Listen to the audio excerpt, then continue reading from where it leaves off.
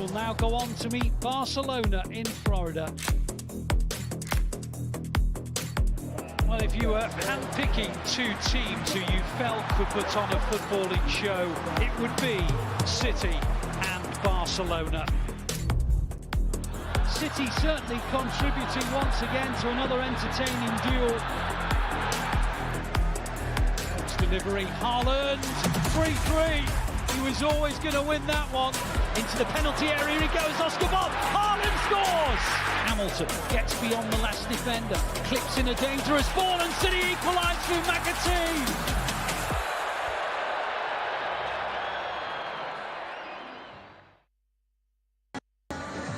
Hello and welcome to Matchday Live, coming live from Orlando, Florida at the Camping World Stadium. Manchester City's third game of our US tour, and we are facing Barcelona right here tonight. I'm going to be here pitchside with some very special guests. We've also got some incredibly special guests in the studio, and we're hosted tonight by my best friend, Natalie Pike. So let's head there, shall we, where we'll introduce the legends. No idea who that is, absolutely no idea. I think it's just someone, they've just let a fan take a mic and just go on the camera there. Welcome to Matchday Live, welcome to the studio. We are here in Manchester. Thank you very much for joining us this evening. We are previewing ahead of tonight's big game against Barcelona, City's third pre-season friendly over in America. And we are joined by some stellar guests here in the studio. I've decided I'm going to call them. You ready for this? I don't know if I am, but go on. Well, last night I called Big Steve and Michael Brown, Mickey Mouse and Bugs Bunny. But tonight, I'm going to call you the king and queen of punditry. You are my king and queen. You are my king and queen of punditry. Oh, wait there. Nedum, you don't like that? No, it's just she does a lot more. Okay. You know what I mean? So I don't feel I deserve that title. Okay. You know, she serves the people. I just keep to myself. The queen I disagree with that. I'd say no. I'd just say the queen, and a big fan because she's one of my favourites. She's one of my favourites too. It's Izzy, Christiansen and Nedum Onuoha. Welcome. Thank you. Yeah. Welcome. Lovely to see you both. I keep saying to everybody, how are you? How was your summer? I've not seen you in ages. Have you had a nice time? It's been great until got peppered last night in a five-a-side game against Nedum. Listen, he gets like that sometimes. 5-1 winners they were. Okay, so I went home feeling... It gets like that. I didn't feel great when I got home. Listen, I don't lose a lot of games in retirement. I'll tell you that as a fact. But, you know... Who was on your team with you? Your five-a-side team? People that we might know, a few people that I've worked with, not here. I've invited some people from here, but, you know, for some reason they've all started ignoring my messages. But, you know, it gets like that. Maybe it's their summer holiday as well. But, yeah, a few. And it was good to play against us. I think second time we've done it. Yeah. Second time we've beaten her as well. But such is life. Any stand-up moments for you against Nedum? No, we played quite opposite end of the pitch. No, I didn't. I skied the fence though with a ball dropped perfectly on the edge of the box, and I shouted it, ran onto it with my left foot, and it went nearly over into. Well, we were playing in Brooklands, weren't we? It nearly went into Altrincham. So. Yeah, listen, it gets like that, but it's good fun now. That's the thing. It's good fun. I love that. I love that you guys are out in retirement playing five-a-side football against each other. It's a big Matchday Live family here. I've never had an invite though. I don't know why. I'm just saying. Maybe it's because I've been here watching all of City's pre-season friendlies. That's what we will say. Third pre-season friendly tonight for City, taking on Barcelona. It is a midnight kick-off time here in the UK. You can watch the full game on City Plus, but wherever you are around the world, you might just want to check the website to check where you can watch it. But here in the UK, it is City Plus for the full game. And I'm very, very much looking forward to watching it again, because what I'm really enjoying about this pre-season, which is so different to other pre-seasons, is I'm just getting to know the academy players more, getting to see the youth more, getting to see something a bit different. Yeah, absolutely. I think obviously we do have the experience in there as well. When you see the likes of Haaland, Grealish, Oscar Bobbs, Rico Lewis's, Calvin Phillips, a few others like that. But it's exciting. I think I remember from me as a young player getting a chance to play in pre-season games. It never guaranteed you'd play during the season. But you had a chance to be out there with some really established talent, and we can see that from this tournament, from this trip so far. It's fantastic, and getting a chance to go and play in America. I remember when City first went to America, I was a part of that one, and it felt like such a big change. It was so exciting to be, crossing the Atlantic playing. I think that year we played against Inter Milan, we played Dortmund, teams like this. It was amazing. So to see it so far on now, and these games to feel normal. City Barcelona, just a normal pre-season game. because I'm sure you remember, and lots of the older City fans remember, we used to play like Rochdales and Stockports and stuff. So yeah, things have changed, but I'm enjoying watching it. Yeah, I'm not offended that you just called me an older City fan. It's all good. It's all good, Nedum. Well, there are younger ones. That's not that's all I'm going to say. Not invited to the five-a-side. Right, yeah. Now I'm old.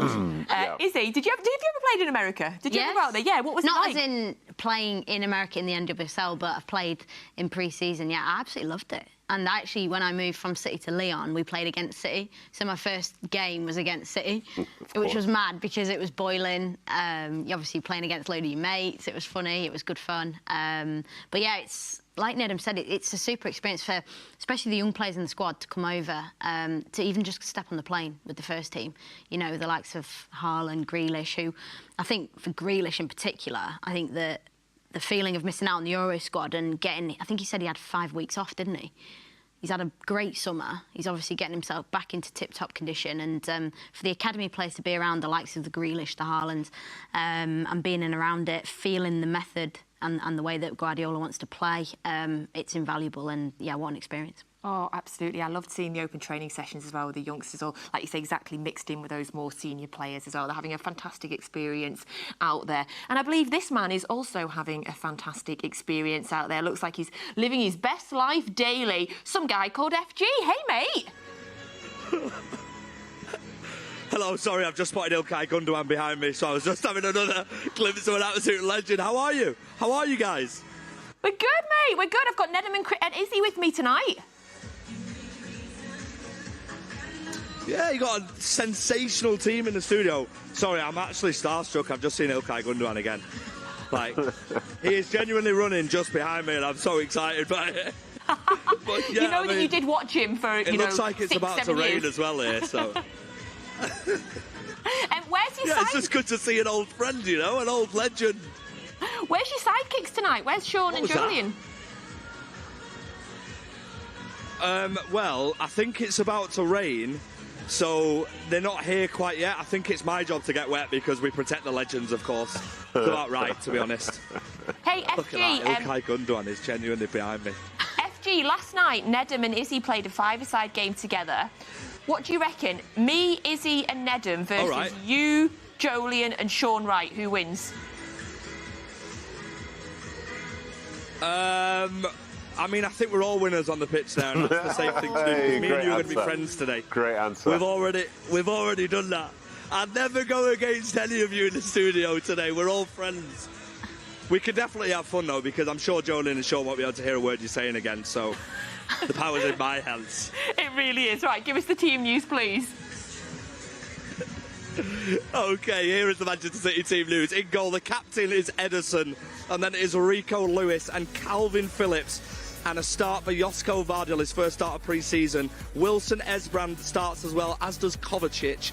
Nico Riley, James McAtee, Oscar Bob, Jack Grealish and Erling Haaland. And then our substitutes, 2 goalkeepers, Stefan Ortega and Scott Carson. Peroni, 3 goalkeepers, Richard Wright as well. Simpson, Puse, Katongo and Dala, Galvez, Sissoko, Aboado, Mbete, Heskey, Doyle, Hamilton, Samuel and Knight. And by the way, it's not Richard Wright, it's Jacob Wright. I'll protect that before it gets back to the studio and I get roasted. But that is the City team, all right, for you. It was Daryl's handwriting that. I'll blame it on the producer. I literally just said to Nedum, I'm about to have him. I'm about to have him on that one. Yeah. I was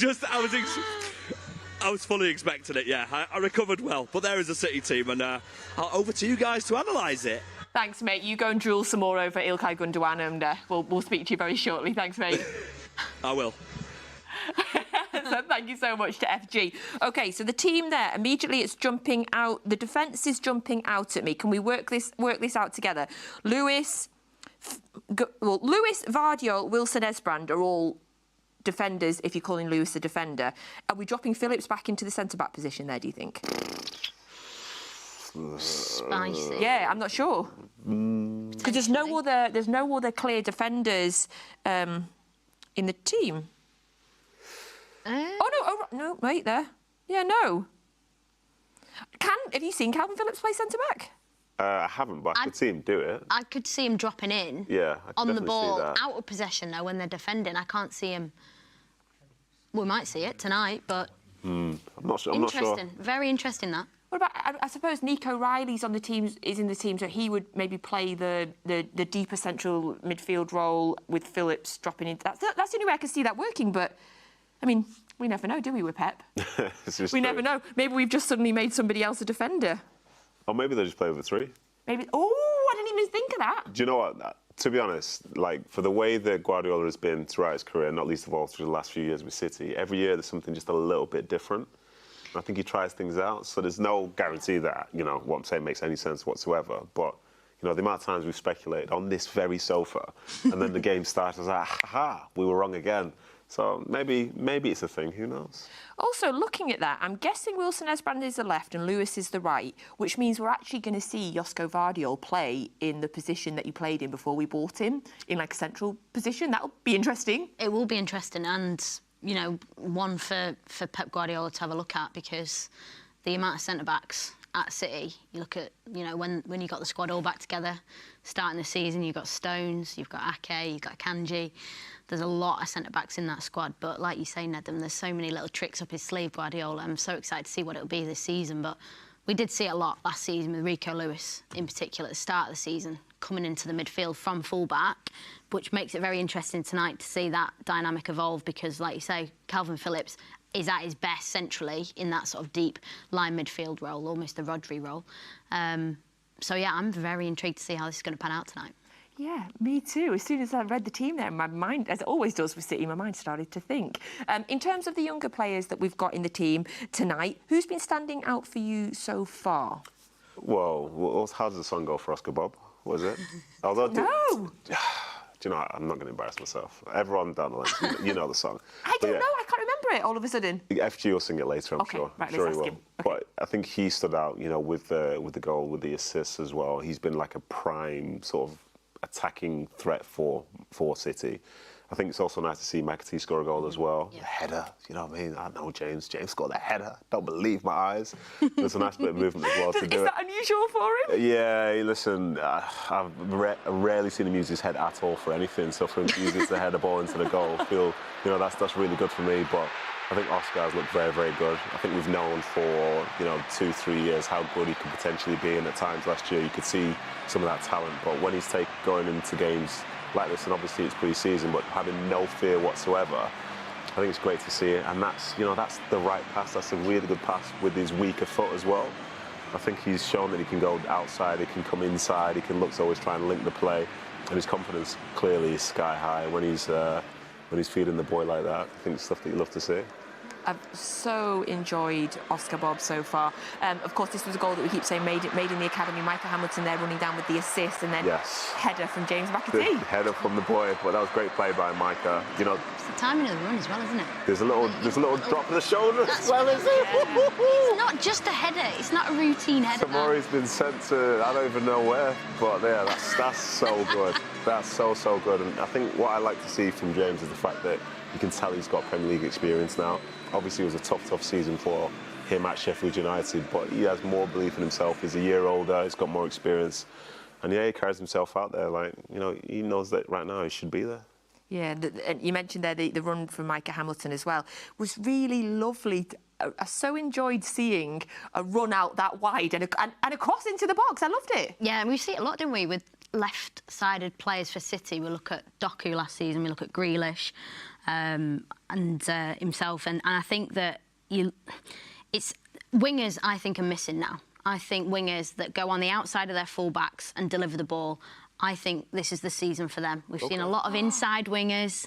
You know, like, I love Grealish, and I think he should still be playing, of course. It's how you make it work. But the going around the outside the full-back and putting a cross in, if you're a 9 in the box, right, you're a Haaland or whatever, and you just want the ball to come into the box, and the hesitant, you know, when do you make your run? And don't get me wrong, it's been so effective for City, the hesitancy and the manipulation of the ball and all that. But sometimes I just want to see a winger 1v1 with a full-back, go down the outside on your natural foot, deliver, and there's an example of that. What she's saying here is that she's never been the fullback that's had to deal with a winger, nor the centre-back that's got someone like Haaland on your back.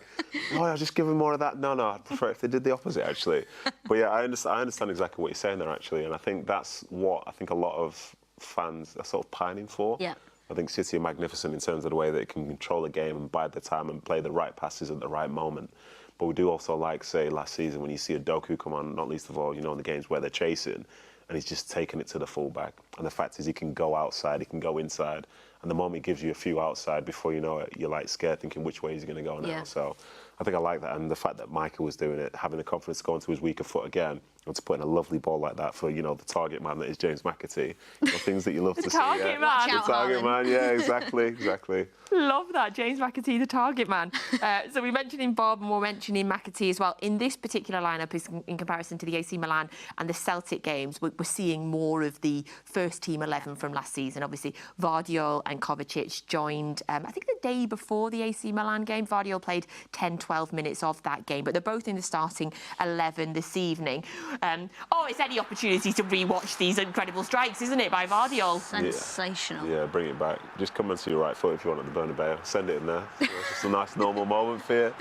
No, it's good. Quick so FPL good. question for you, completely going off topic, as we often do on FPL. Are you putting Vardiol in your FPL team based on the amount of goals he scored at the end of last season? Well, the big announcement is that I don't think I'm playing it this year. Wow. I know. You walked into that one. You walked into that one. But I wish you nothing but the best. Why not? Can't take the pressure. There's not enough time in the show to get into it, Nat. There's not Can't take enough the time. Pressure? Can't take the pressure. Behave yourself. Okay. That's what they say about you, who didn't win the league.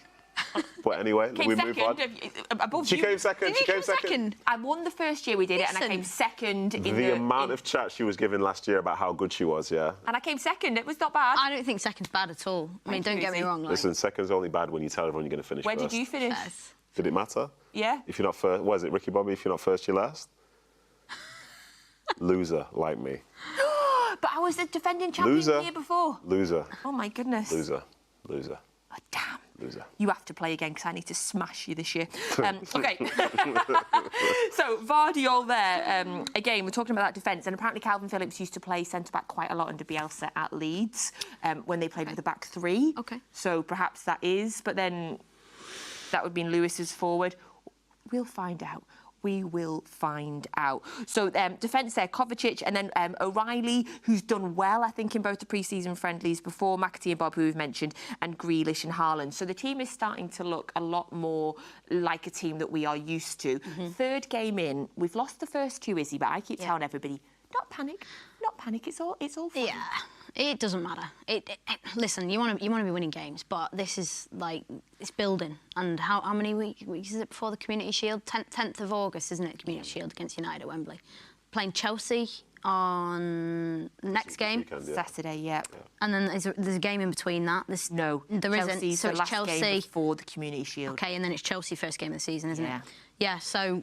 I think everything's cool, everything's calm, and I think that the other thing to notice as well, like you'll know this, Nedum, like a lot of times in pre-season games, players go into the games fatigued because you get beasted in training, and quite often, like you look at Vardiol and Kovacic coming into the team today, they won't have played much in terms of they won't have trained much with back in a City training top. Getting back in the team, so I think we'll see them ticking along today. And the type of player Kovacic is, to be fair to him, like he's the type of player that doesn't really need, training minutes, does he? He just gets on there, he just dictates. He's a bit like a Rodri in that sense. But I think that's one thing that probably fans aren't as aware of is the players come in fatigued because they're getting overloaded in terms of training in these pre-season trips to get them ready to match the demands of a Premier League season. How important is it then that Jack and Erling in particular are coming off the back of a actual genuine break? Huge. I can't even put it any more simply than that. I think it's massive. There's a lot out there at the moment you worked on the Euros, and I was doing a lot of research into the amount of games that England players in particular, played this season. Clubs, Champions Leagues, domestic leagues, international friendlies, international games during the season. You're going over nearly 60 games for the players that are playing, and at the very top, the City players.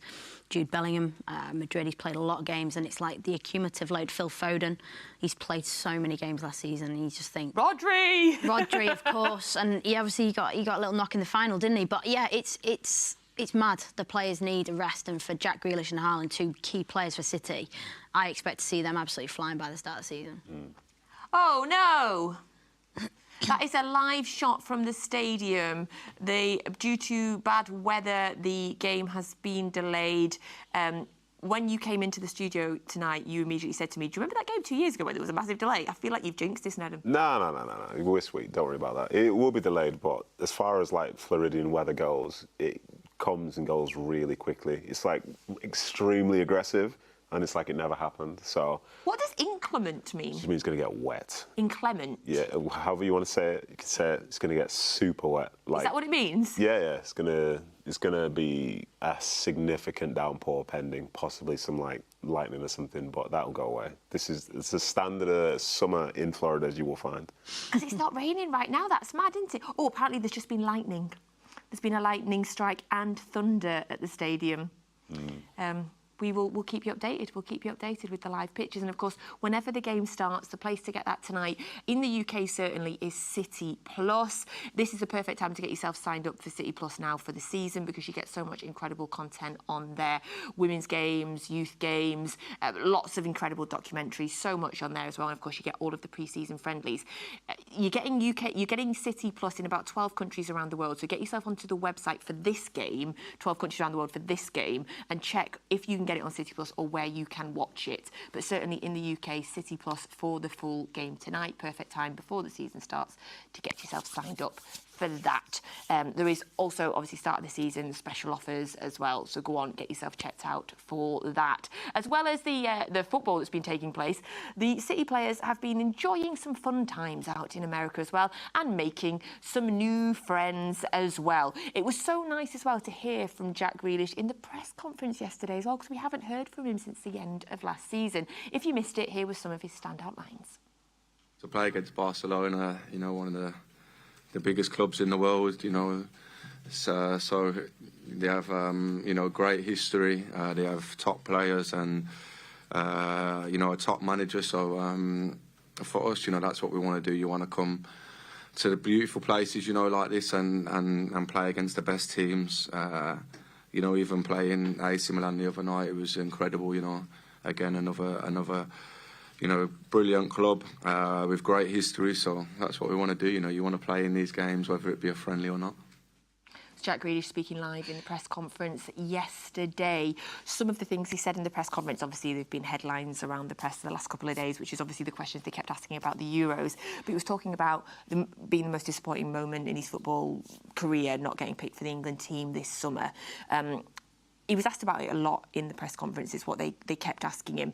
How do you think knowing him, how do you think he will bounce back from this season? Will he use it to drive him? Yeah, absolutely. Well, I think there's a reason why he's at the football club. There's a reason why he's been as successful as he has been in these seasons gone by. And it's because he has a drive in him, and he also has a huge sort of love for the game of football. I think that's why he's disappointed. I think if he didn't care, then I think that would be more of a red flag to me. But I think given the fact that he said it's the lowest point in his career, people don't want to feel that twice. So how do you not do that? Yeah. You play some of your best football. You make sure that everything on the field and off the field is as good as it can be. There's no guarantee that we selected, say, for future England teams and so on. But, you know, he doesn't want to feel that feeling again. And I think lots of people within football, there are always moments like that. I remember, say, sometimes as a team, like you'd have a big game against someone, and say if you lost and you listen to the other people celebrating, the manager would always be, listen to that, and make sure that never happens again. And you leave the dressing room thinking this will not happen to us again. And the summer for many players, I think it's probably the same for you as well, is he's like the point when you look at the things that you didn't enjoy the last season and make sure that you don't put yourself in those situations again. Everyone comes back striving to be better. And I think for Jack, the year earlier when he's winning the treble and he's one of the most important parts of it, that's the high. The next season, you know, he's not playing in the FA Cup final, he's not playing in those big games. Well, what changed and what can he do to try and address that? And I'm sure in those 5 weeks which he had, which could be a blessing, I'm sure he's going to be starting this season on fire because the guy loves football. I love that. Is that what used to drive you? Did that work? Yeah, there's football, like, you always have highs, but unless you're in the 1%, you'll end up having more lows. You know, there'll be something that will disappoint you at some point, whether it's you not playing as well as you want, team not doing as well as you'd want to, you know, losing big games, you know, losing derby games, stuff like this. Like when I first started at City, like we used to lose derby games all the time, and I'd stay in my house for like the whole week and be like, oh, the next time we play against them, I'm going to make sure this, going to make sure that. And then when you work hard to try and achieve a goal, say whether it's you becoming better as a player, you making sure you work extra hard to be ready for pre-season, wanting to start the season well, like the value of that. Obviously, a season's a very long process, but you start well, you have more confidence as you approach like the middle bit of it and then the end of it and so on, if you can hang on. Like, these are things which you think about. Everyone makes individual mistakes, collective mistakes throughout a season, but you'd hope that you'd be able to learn from them. So for myself, for lots of others, that's the way football was. Nobody came to the next season realistically thinking that they didn't need to improve on anything. Because, you know, even from City's perspective, people ask, oh, can they win another title? Can they do this? Can they do that?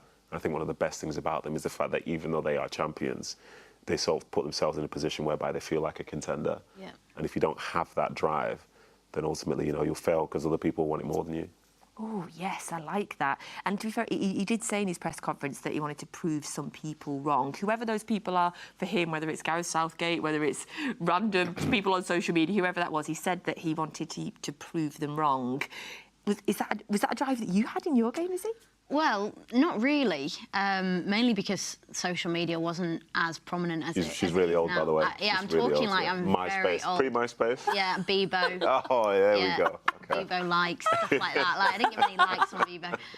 But, yeah, I think that the hardest thing for Jack Grealish right now, and I think, like you alluded to, Nedum, about the treble year where he had such a pivotal part in that team last season, didn't play as much.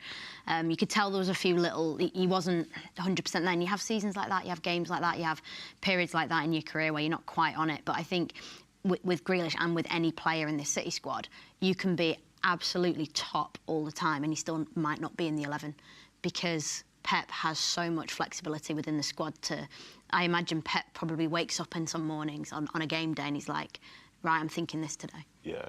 Whereas other managers plan and a lot of their selection is guided by availability and form, and City is one of the best clubs at player availability. That's players' health and fitness, and Grealish is somebody who I think is always tip-top in terms of his physical condition. He always looks exceptionally sharp. But that's the difficult thing about playing for Man City, is that you can be on the top of your game all the time and you might not be in that 11 week in, week out. So I think for Jack Grealish, the challenge now this season is get yourself to a point where you're undroppable and get yourself that consistency, and then you start building up the Jack Grealish that we saw in the treble year. And we all know how much of a talent he is. He's unbelievable. He just needs to find that rhythm again. I'm sure he will. I think as well, at times, people like Jack and so on, I think they speak to the manager. When he says prove some people wrong, I wouldn't be surprised if he's talking about Pep. Yeah. Because come the end of last season, I think we've seen historically, like, Pep will make rotations and so on throughout the season, but fewer when it comes to the back end of the season. Mm-hmm. Because all of a sudden every game is basically, I know it's a cliche, but it is like a cup final. Mm-hmm. Like you're one bad week away from everything sort of going up in smoke. So you start to see the likes of Bernardo Silva stepping up, you know, people in this position, like he will not rotate at all. And Jack was on the outside of that.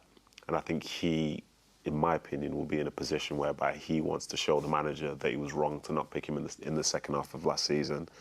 And if he's to do that, firstly, I like it because it shows that he wants to be and fight for a place. This is me reading between the lines. I might be way off the mark again. But I like that. That's a determination to not just, like, feel an issue and run away from it. I think he's going to attack it head on. And as a consequence, I wouldn't be surprised if this is his best season for City. Oh, yes, Nedum, that's what we wanted. Yes, Jack's best season for City. Oh, I hope so. Take that all day long. Oh, even if it was the same as it was 2 years ago, I'd take that as well. But, oh, yes, we'll have a bit of that. So this is our third pre-season game tonight of this American tour, taking on Barcelona. So far, we have played Celtic and AC Milan. Let's have a little reminder now of those games. Celtic have found themselves a bit of space and they're going to take on Ortega. And Celtic hit the front. Good ball. Bit of space. O'Reilly, Haaland, maybe Bob. Another good save, but it's crept over the line. And again, Celtic coming from that side centrally, and on it goes into that area from which they got the lead, and now they've scored again. Ball into Kyogo is delightful. Kyogo round Ortega, and Celtic have a third. City are attacking with Oscar Bob, who's making his way into the area. Massimo Perrone, with his first touch, has made it 3-2. Bob's delivery, Haaland, 3-3. Now the flag has stayed down. City think there should be an offside flag, and it's 4-3 Celtic. Bob with the pullback, Haaland with the finish, a full Norwegian contribution. Two City players around him, lovely ball in, and that's a finish from Colombo. In the penalty area, another deep ball, Colombo again! Hamilton in the left wing spot. Clips in a dangerous ball, and City equalise through McAtee. City 2, Milan 2. Ball across the area, terrific finish. City certainly contributing once again to another entertaining duel. That was the highlights of the game so far. We're now joined by a special guest on our big wall at the back of the studio. This is Paul Ballas, and he is the Barcelona correspondent for The Athletic, so he's going to be able to give us all of the info that we need on tonight's opponents. Welcome, Paul. Welcome. Hiya, how are you? Very good. Paul, thank you so much for joining us this evening. We really appreciate your time. No problem. It's a pleasure. I'm going to wait for the game either way. So, yeah, just a pleasure to be here and just to bring back some Manchester memories, because I've spent 7 years in Manchester. So, yeah, it's a pleasure to be here chatting with you and just hear a bit of this Manc accent. A bit. Oh, yes. I'll put it on thick for you if you want. We can put it on a bit stronger. Go for it. Did you cover City? Sorry, can you repeat the question? Did you used to cover Manchester City? Yes, I did for 7 seasons. I used to work for Spanish media covering Man City and basically all the Premier League. But since the arrival of Pep Guardiola here, as you can imagine, it was a revolution back in Spain, and especially in Barcelona, where I'm from. And I ended up working for English media, for The Athletic. I did some bits for the Times as well. And yeah, my focus was on covering City. So it was a pleasure to be here and just to witness all the rise of this magnificent football club. Excellent, Paul. So I have a question for you then. With Xavi Hernandez leaving Barcelona, what are the Catalans like thinking about Hansi Flick? Because this feels like a very different appointment. Yeah, it is a bit like everyone is just waiting to see what they can expect from Hansi Flick. The end of the Xavi era wasn't as exciting as some of the fans could think or could feel. I think that the change of era was wanted by a lot of people inside the club, although the way that Xavi was sacked, basically, didn't left a lot of fans impressed. But now basically they expect a side that can be a bit more versatile, a side that is really physical, that can reactivate this sort of high pressure thing that Barcelona fans want to see in their teams, and especially a lot of youth in the team. Barcelona are going through a tough time, financially speaking, but they have a hidden gem in their academy, as we've seen in the likes of Lamine Yamal or Pau Cubarsí, young players that have really impressed over the last season. And they expect Hansi Flick to be a bit of that as well, while adapting this young team to the physical demands of the game right now. Okay, so he could make this team better, but his success not being better than Real Madrid. Do you think that's what they can be this season? If you look at this on paper, I think that Barcelona cannot be regarded as the favourites in none of the competitions that they play in. They haven't proved to be at the top level in the Champions League for years. I think that last season possibly was the first time in a while that all the Barcelona fans could feel that they were part again of the big nights here in Europe. But in La Liga, Real Madrid are going to be the top favourites, especially with the signing of Kylian Mbappe. I think that everyone sort of knows it, and the expectations around Hansi Flick and this Barcelona side are going to be just to compete and to put up a fight. I think that in La Liga, there's not as much as competitiveness as you are used to see here in the Premier League. Barcelona, even in their worst years, they have been in the top 4 of the league. And I think that, as long as they maintain in that level, fans will be happy. But as you can imagine as well, the demands and the expectations that everyone has around Barcelona are just mad. And it's something that Flick will have to learn how to cope with it, for sure. What's the kind of feelings around this pre-season tour? Because tonight will be the Hansi Flick's first real game in charge. I read that there was a behind-closed-doors friendly, but there was no fans there. Is there a lot of expectations, a lot of hope in this, to sort of looking forward to seeing maybe a glimpse of what he's going to bring? Yeah, I can feel that a lot of people in Barcelona they just can't wait just to see the match, just to try to watch Barcelona game, just to expect some changes from a disappointing end of last season. But at the same time, this is a pre-season tour that is defined by all means by the amount of young players that are like in the squad. I think that the lineup has been released like minutes ago, and there's just like 4 members of the first team, and all of them are not like regular starters. So one of the biggest motivations that just there is between fans is just to see like the young talents from the academy, from La Masia. There's like some names to have a close look at, and names that could be close to the first team in the forthcoming season. And for sure, that's possibly like the biggest thing to see here, because the likes of Lewandowski, the likes of Íñigo Martínez are in the bench. Gundogan, who joined the team over the last week, he's not expected to play a lot in this game because he's barely trained a couple of times with the team. So yeah, it's still like early days for these Barcelona sides, but a lot of excitement in fans just to see the young talent and how Hansi Flick plans to play and just to set up his team here.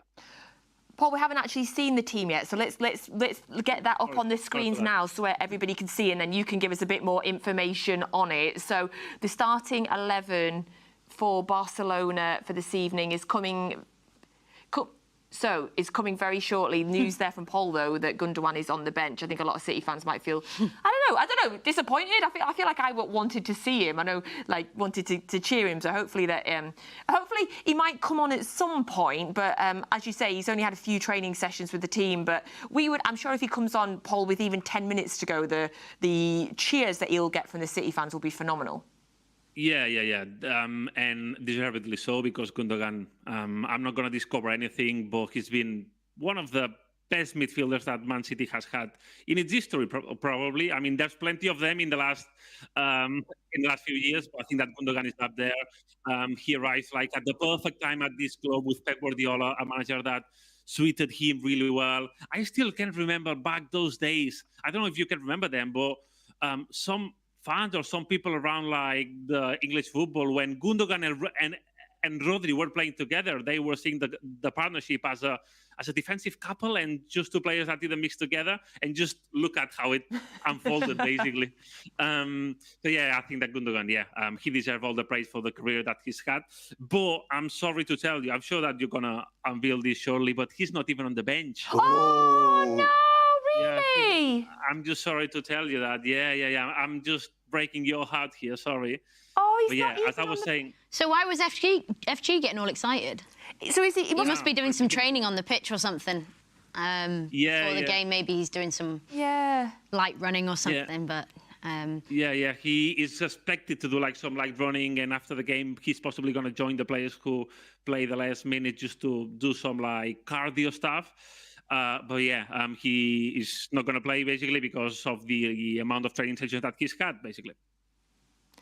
Lovely. Thank you. Apologies that we've not brought the team up for you yet. Obviously, Barcelona got the team before Manchester got the team here. We are whacking that onto a graphic that will come onto your screen very, very shortly. You mentioned there, though, Paul, that it's a similar state, it sounds, to City. 4 first-team players in the starting 11. Could you tell us the 4 first-team players that we'll probably know? I mean, I'm sure that maybe some fans will not even know like those 14 players, because one is Iñaki Peña, who is the backup goalkeeper. The other is Clément Lenglet, which is a player that has been on loan at Tottenham and an Aston Villa over the last couple of years. The other one is Vitor Roque, Brazilian wonder-kid teenager that Barcelona signed last January from the Brazilian league. And then the last one is Pablo Torre, a player that was loaned at Girona last season. So yeah, it's a player full of like young players, academy players. I'm going to tell you. We have it on the screen now, just so you know. Marc Bernal, the holding midfielder now. Yeah, now that we are seeing the lineup here. Marc Bernal, the holding midfielder, is possibly one of the guys to keep an eye on. He's from the same generation of Lamine Yamal and Paco FC, and he's been deemed alongside inside the Barcelona academy setup as the next guy to keep an eye on. So yeah, I'm giving you a tip here. Yeah, oh no, I appreciate it. Please, if you wouldn't mind. Yes. Yeah, go for it. Yes, please, go for it. That'd be great. Do you know what? It'll sound better in your accent than it will in mine. Oh, wow. Yeah. So keep an eye on Marc Bernal, the number 18 that we see here on a screen. I'm gonna say like the full lineup, if that's okay with you, right? Yes, please. So basically, the goalkeeper is Iñaki Peña, as we said, the backup goalkeeper. On defense, we're gonna have Julián Araujo, number 2, as a right back. Centre back are gonna be Cleman, Lenglet, and Dominguez, the number 21. And the left back is gonna be Gerard Martin, number 24. In midfield, we're gonna have Marc Bernal, number 18, alongside Marc Casado and Pablo Torre. And in front, we're going to have, if I'm not wrong, the guys that are missing are Héctor Fort as a right winger, Victor Roque as a striker, and on the left-hand side, I'm going to try to see who I forgot, basically, because I can... Pau Victor, who is the number 8, is going to be the left winger. I knew you would sound so much better than me doing that. My pronunciations would not have been that good there. On the bench there, jumping out, obviously Lewandowski's on the bench. Why is he on the bench, do you think?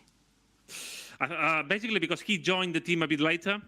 He's only had I think that up to a week of training sessions because he was at the Euros with the Polish national team.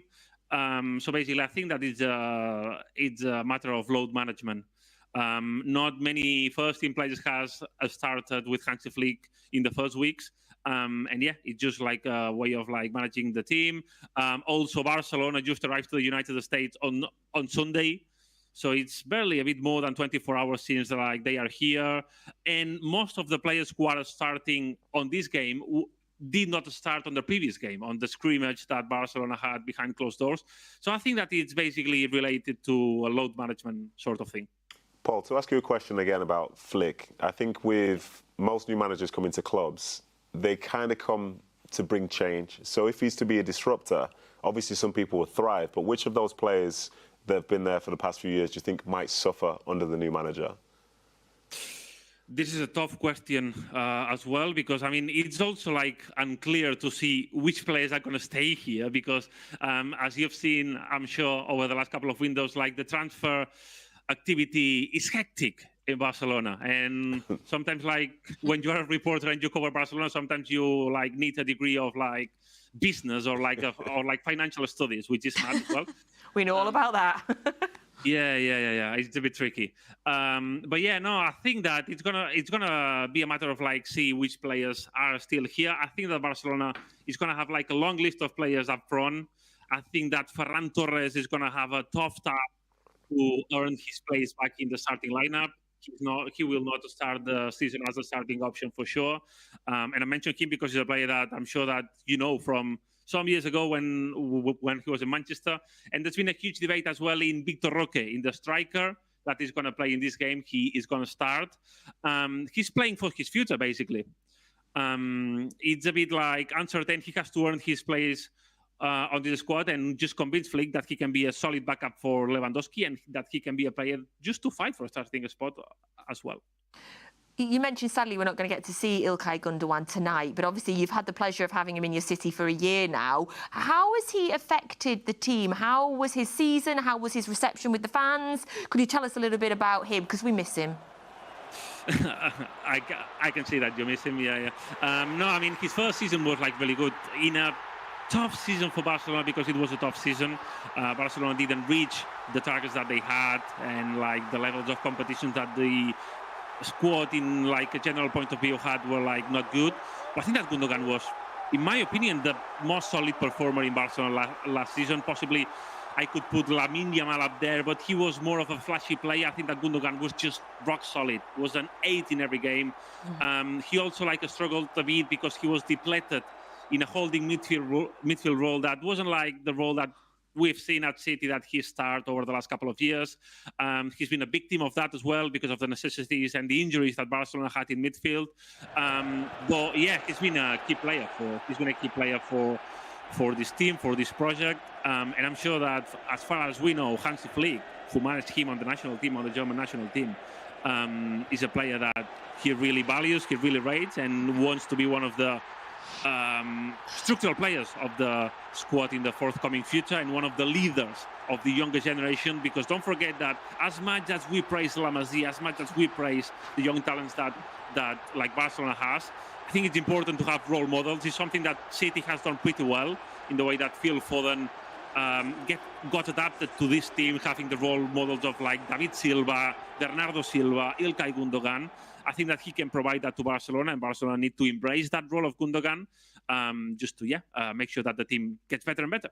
Oh, it's very, very much a role that I'm sure he will embrace. And I love hearing you say there that he's kind of been a consistent 8 out of 10. It's like, yeah, that's absolutely him. Perhaps underrated and undervalued by people that don't watch him every single week. But yes, I loved seeing the goals there again. You mentioned Yamal a few times. Obviously, he's not on the pre-season tour because he's part of the team that was obviously won the Euros. He was one of the standout players in the Euros, and if people weren't aware of him before the Euros, I mean, the whole entire world knows about this 17-year-old now. Obviously, last season, breakout for him. At what point did you realise, oh, they've got a wonder kid on their hands here? I think that it was sort of in pre-season. I don't know if you remember last season at Barcelona, probably not, but Barcelona had a bit of a shambolic pre-season because Ousmane Dembélé left the club in the middle of pre-season. He was on the US pre-season tour and he left to join PSG. So basically, we're Barcelona looking for a new winger, but they didn't have the financial means to go for one. So they have no other option than like to look at the academy. And then there was this kid called Lamine Yamal that was just like put into action just to show what he can do. Everyone in the youth ranks in the academy was praising how good he was, how impressive he's been, how dominant he had been at all the young levels that he's been. But you always try to be cautious when you put a player who is 16 in men's football. But yeah, just in pre-season, I can remember that he played against AC Milan on the third game of the pre-season tour, and he was the biggest attacking threat. Then a couple of weeks later, Barcelona played a friendly game against Tottenham, and he just created three goals out of the blue. And in the second fixture of La Liga, he was already starting, and he was being the best player of the team. So as much as he's been, as I was saying, a bit flashy and a bit like inconsistent, but something like really normal in a 16-year-old kid, like from the very start, basically everyone in Barcelona could see that he was a real one and just a different player. Yeah, Izzy, you covered the Euros so many games this Euro tournament. I mean, how impressed were you with him? He was fantastic. I mean, in the final as well, in a game of that magnitude against quite an unpredictable English team, you could say. You don't really know how England were going to perform. The way that he and Williams on the other side, they had a massive contribution in the game, and the way he just took the pressure. I mean, I suppose you could say what pressure, but the youth and the experience blend within that Spanish side. Do you think that's what helped Lamine Yamal flourish in the team, in that system? Absolutely. I think that the human group that he found in the Spanish team helped him a lot. I think that all the veterans all the more experienced players in the Spain team are really team players. And I'm going to mention Rodri here because you know him perfectly. But Rodri, Dani Carvajal, they are players that they know that to shine and to bring this team to the best level, they had to let the young ones express. And they provided just the safest place for Lamine Yamal and for Nico Williams just to show how good they are. That speaks volumes of the young players. That also speaks volumes of Rodri and the likes of them, because that's really important in a team and in the chemistry inside the dressing room as well.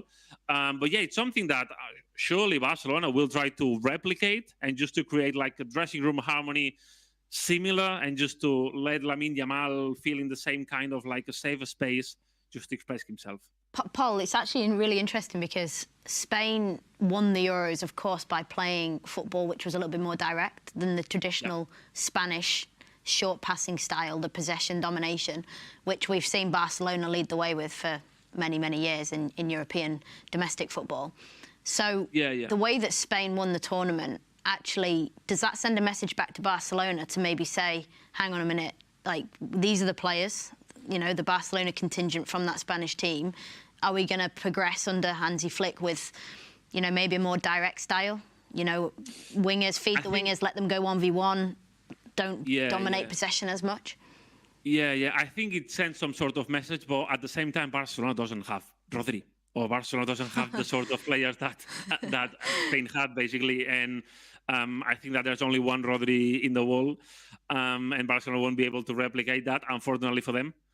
But yeah, no, I think that it sends a message. I think that one of the things that the sporting direction wants to do at Barcelona is just to provide this attacking threat from the wings, someone that can replicate this sort of, well, Yamal and Williams, because Nico Williams has been reported as one of the targets for FC Barcelona. We're not going to enter into that.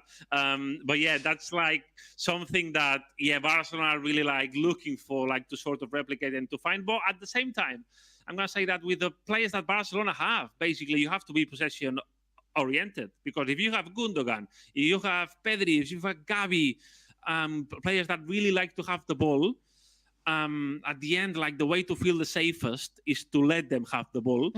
Gundogan, I think that with all the qualities that he has, if you bring a game to a crazy box-to-box sort of a script, he's not going to shine at the best of his capabilities. So Barcelona have to keep that in mind as well. Know the players that they have. Know that they don't have a Rodri, they don't have a Carvajal, they don't have a Dani Olmo. Knowing all that, just try to find a balance. But yeah, I'm sure that Hansi Flick, for what we've heard so far, is a manager that is ready to embrace this sort of like mixture of styles that you were mentioning here. I'm just being nosy now because fascinated on what's going to happen with Nico Williams as well. I feel like I read a rumour today, or has he come out and said that he wants to stay at Atletico Bilbao for the season, or is there still hope in Barcelona that you might get your hands on him?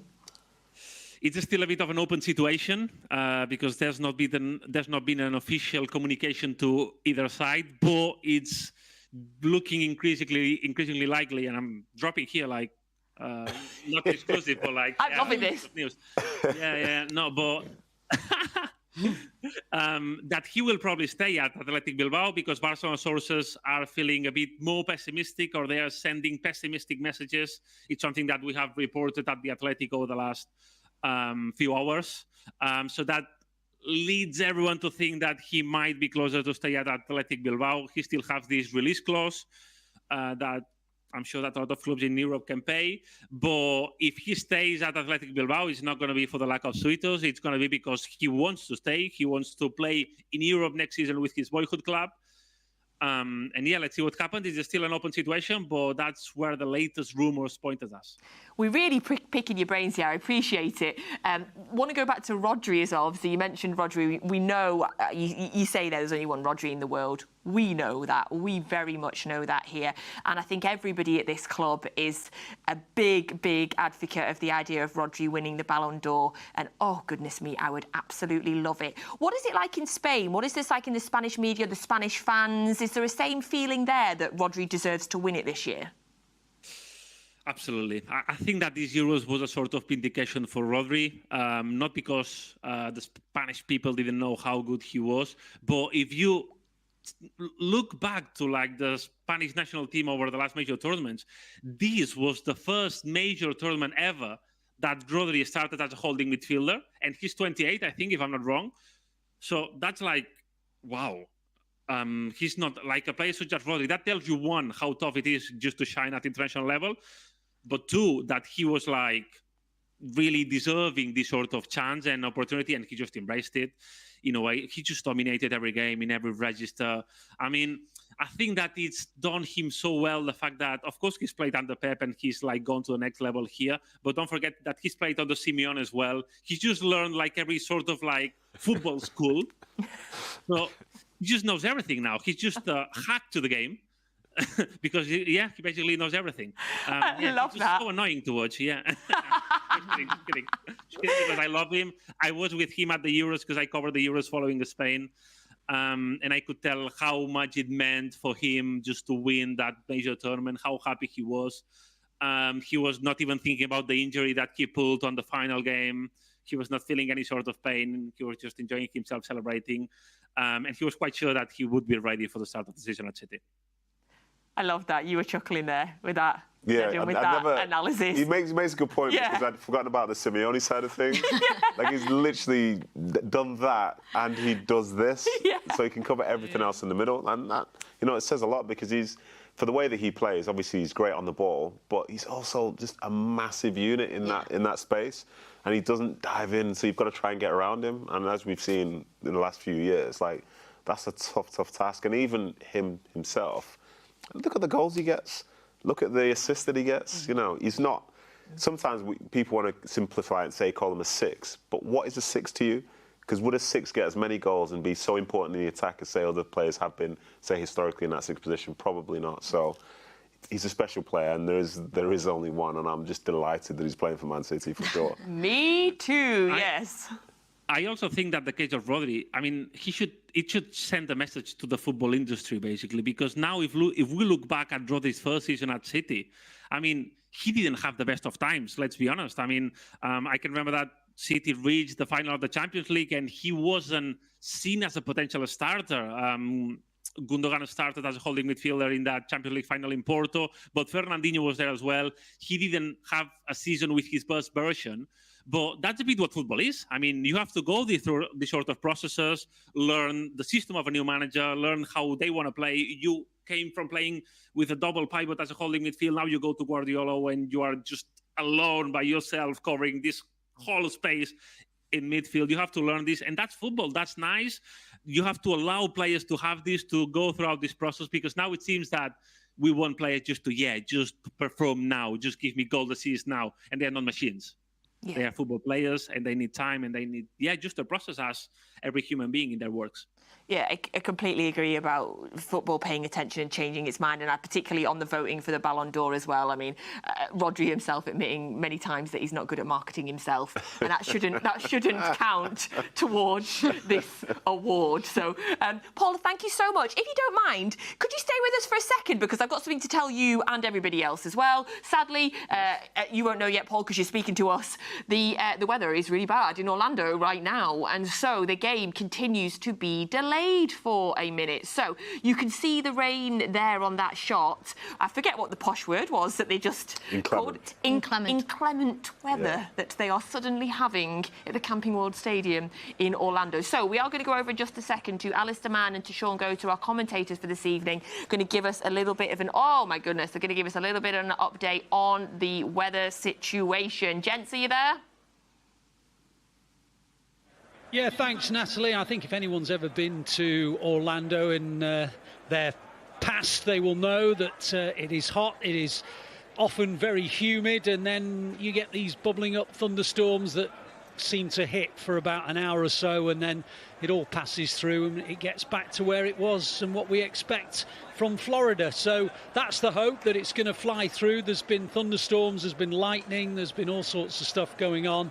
And the immediate thing that they do in these parts is that they just get everybody away from anywhere that a lightning strike could hit. So they get the fans inside the gangways and inside the areas that are covered, and away from what is a very open sort of bowl type stadium that is very much open to the elements. So there's very, very few fans you can actually see, even though there are thousands of them. They're all milling around underneath the stand and getting any areas that they can stay dry. So it's at the moment it looks like it may start to clear up. We're hopeful.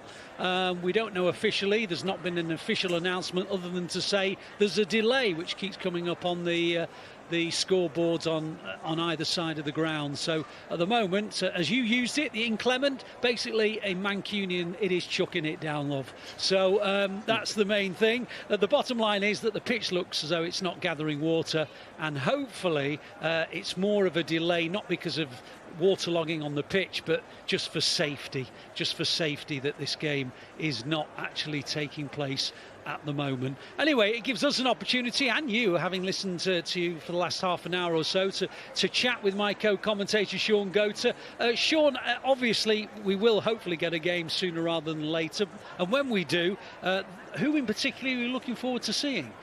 Well, at this moment in time, you've got a lot of the youngsters that have a great opportunity to impress. Pep Guardiola. I haven't seen O'Reilly around the building. O'Reilly's one that I'm really intrigued about because, as a tall lad, he's very technically very good. Reads the game very well.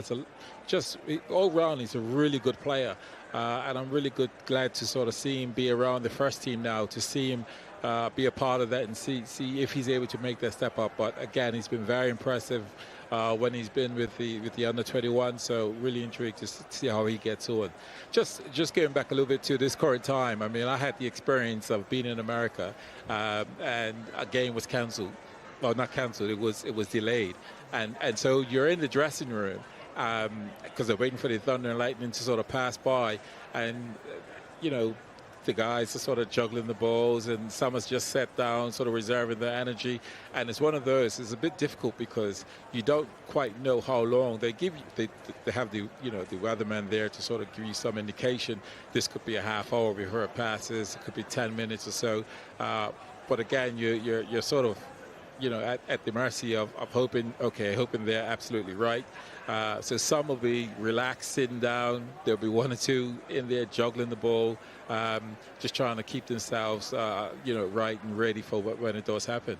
Of course, we had the delay in the Euros. There's a couple of games in the Euros that had the same situation. It didn't last too long, and then eventually, once there were lightning strikes, remember a particular game in Dortmund that was delayed for about half an hour because of lightning, and it's, I say, more of a safety issue than anything else. So we are hopeful that we'll get a game on sooner rather than later. Let's go back to discussing the City team again. You mentioned O'Reilly. McAtee's been fascinating because he's played 75 games on loan at Sheffield United in the last couple of seasons. So although he hasn't done much game time for the Blues, yes, he's a player who has actually been honing his skills. Yes, and I think that going out on loan will do him really good, do him well to get that first team experience, even though, yes, Sheffield United play a totally different way.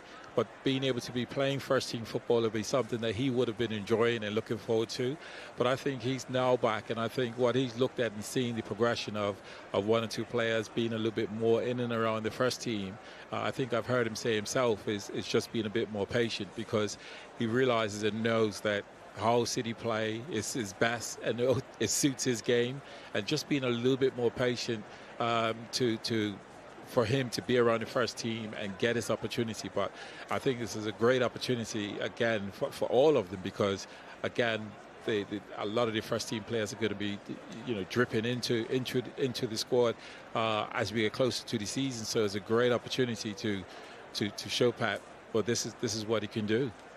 I'm going to ask you a really hard question here, but if you are James McAtee, you're 21 years old, you've had 2 seasons as being a regular, albeit for a team not quite as good as the Blues. Do you want to play bit parts, minutes here and there in Manchester City's first team, or do you want another season learning, honing, playing first team football regularly, getting more minutes? What do you want to do? I think that's a brilliant question. I think the answer is actually within looking at Phil Foden's experience. What Phil Foden went through. I think everyone was sort of thinking, should Phil go out on loan? And the club thought it was best for Phil to stay. I think McAtee will look at that and think the fact he's been out on loan, had some experience, and I know he must look back and look at City, and every week City's playing well, they're in all these trophies, and to think, I could have been a part of some of that, and I think that's where he is now, because he's playing for Sheffield United. It would have been really tough, and the games I saw him play, he really helped them to play and settle down. But again, he's only one, and they had a really tough season. So I think he's certainly more at home in and around the quality and the thinking, the way that City play, and I think he'll be more patient to want to be around the first team and wait for his opportunity. Let's just quickly talk about Jack Grealish, because he was doing the press conference yesterday and he was, as he always is, very honest. He's very eloquent. He doesn't duck any questions that come at him. But he pretty much alluded to the fact that this is a big season for him, and he's also alluded to the fact that he's got a whole pre-season behind him that might just make him that little bit sharper. So in a way, not that he didn't want to miss out on the Euros, of course he didn't, he wanted to play for England, but the fact that he hasn't might give him that just a little bit of edge over those who are going to be coming back in dribs and drabs. Well, yes, I think he'll certainly use it as a motivation, as Nedum was saying earlier.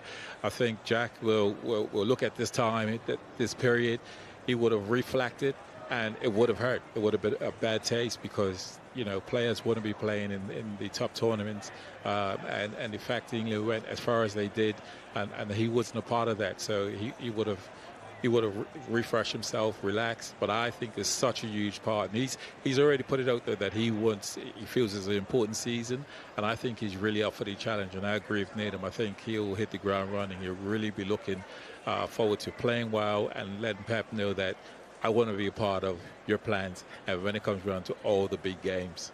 It's funny because when we talk about being a part of plans, the only two players who've played all 90 minutes of the two friendlies against Celtic and AC Milan, Rico Lewis is one and Oscar Bob is the other.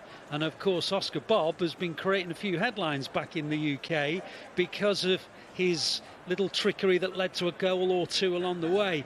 Oscar Bob, he's knocking on that door, is he not? He certainly is, and this is exactly what I think the City, well, Pep and his staff will be looking. Which one of these are really going to make me sit up and pay attention? Which one is going to just remind me this is what they're about? And I think Oscar Bob is doing that. I mean, he's all of our players, certainly when they're playing consistently, able to produce these levels. But Oscar Bob, again, has been really exciting, scoring goals, assisting goals, the way he moves, his lateral movement, left to right, right to left, the way he sort of jinks, keeps that ball real close and tight to himself. You know, it's just lovely to watch him. So we're really looking forward to him again. And I think, again, this is that moment for him to say, yeah, Pep, you see me around. Gaffer, you see me around, but I really want you to know I need to be a part of this, and I want you to be picking me to be a part of this in the squad. Because players like him play a huge part this season. I think we heard Erling Haaland talk about, you know, playing something 60 to 70 games over the season. That tells you that players are really going to be needed throughout the season. So players that are coming in, and whether they're playing, you know, 8 to a dozen games, are going to be vital because everyone wants to beat City, and City playing such a high level. Everyone's going to be needed. It's only because he set up 2 goals for Erling Haaland. The 2 of them, Norwegian, of course, had to watch the Euros knowing they hadn't qualified for them. Are they going to be hungrier than anybody? The fact that their country didn't even qualify, there wasn't even an opportunity there. Yes, I mean, Haaland, one of the world's top strikers, is not involved in one of the top elite tournaments. And so, yes, he's going to be fresh, and I think we're going to see him hit the ground running. I wouldn't be surprised if we get somewhere into 4 or 5 games, and again, he's got 6 or 7 goals, because I really think that will be motivating him as well. Like, okay, I'm not there with my country, but I want to make sure that I hit the ground running come the start of the season. So pre-season's important for him because he's able to sit back, relax, and look and see teams and players play over the summer. But I think he will hit the ground running as well. And I'll tell you what was fascinating, I don't know if you noticed, Shaun, but he had a birthday between the end of the last season and the pre-season, and he's basically said on his feeds on Instagram and so on, I'm not a baby anymore, I'm 24, it's time to step up, it's not about potential anymore.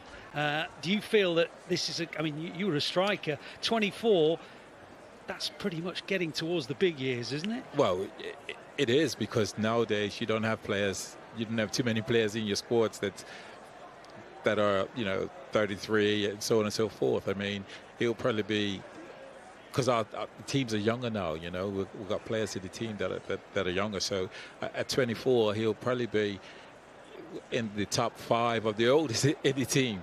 That's just the reality of it. So I think he's taking that responsibility. He takes these sort of responsibilities of wanting to perform, play well, do well, and by him putting that out there, that's exactly what he's doing. Well, the reason that me and Shaun are talking away is sadly we've got no game to commentate on. The area of Orlando was hit with thunderstorms in the last hour or so. Oddly, up until about an hour ago, it was beautiful, sunny, glorious, but you could see the clouds were gathering, and sadly, for safety reasons, all the fans are now underneath the stand and in the forecourts and just talking amongst themselves, getting a few beers and so on, and the players are in the dressing room, and we're hoping that the worst of the storm has gone through and passed through, and we will get a game on sooner rather than later. But while we are sort of looking ahead to the game tonight, let's just quickly look back, because on Saturday evening in New York there were no weather problems, and these are the highlights of the game between City and AC Milan. Well, the two sets of players make their way to the halfway line. It is one of those occasions where you can make pretty much limitless substitutions, so we are expecting to see most of the squad at some point this evening. And indeed, at half-time, both sets of players are going to be changing kits. O'Reilly clips that one in, looking towards Bob on the far. It's headed away, and Bob tries to keep it in play, but it's Salamakers who does well, and Milan have got it, and they can build from the back, and they are doing. And the very busy and industrious Loftus-Cheek takes it on. He looks one way, hits it the other to Salamakers inside the penalty area. Little ball across, which almost reached Chukwueze, and Chukwueze hits it wide, and probably should have done better, because Ederson was never going to get to it. Yeah, it was a good counter. It was quick. It was a big chance. Disappointed.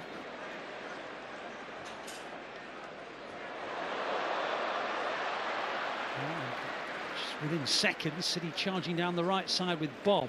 Wins a throw. Now McAtee. McAtee back towards Bob, picked up by Salamakers. Bob wins it back again. Into the penalty area he goes, Oscar Bob. Haaland scores! Bob with a pullback. Haaland with the finish. A full Norwegian contribution. And the biggest Norwegian of them all makes it 1-0 to the Blues.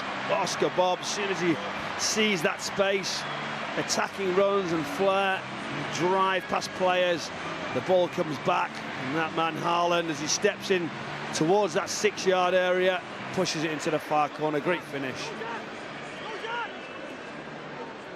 Gabbia back to his young teenage goalkeeper Torriani.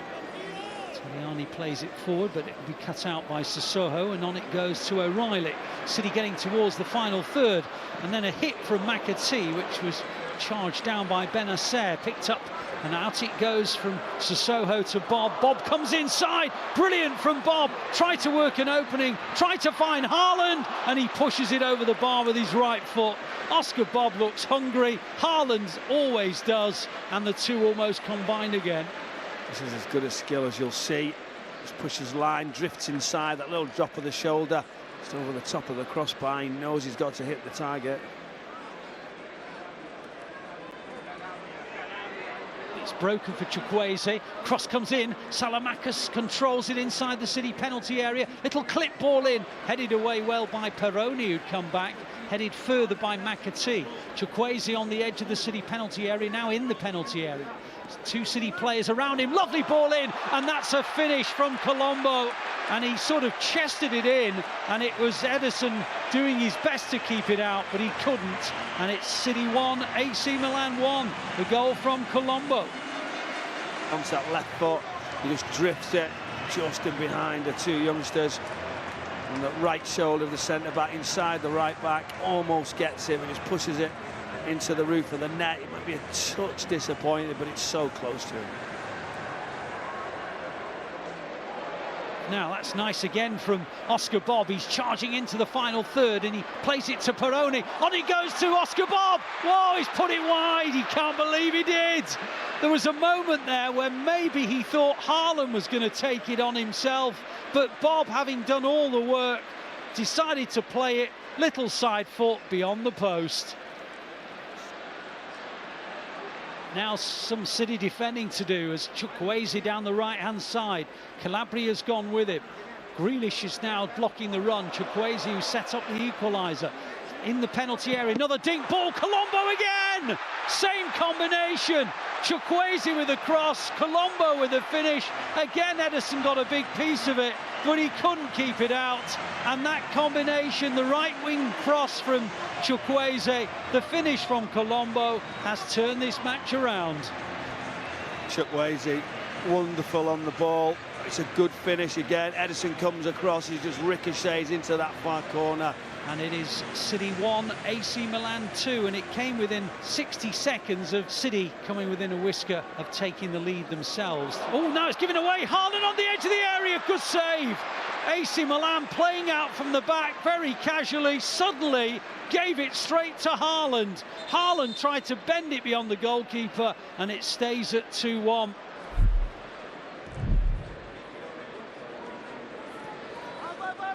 Now Bob charging down the right-hand side. Getting towards the edge of the area. Into it he goes. Onto McAtee. Oh, he got underneath it. Sliced it a little bit. And it sails over the bar. There's a chance, though.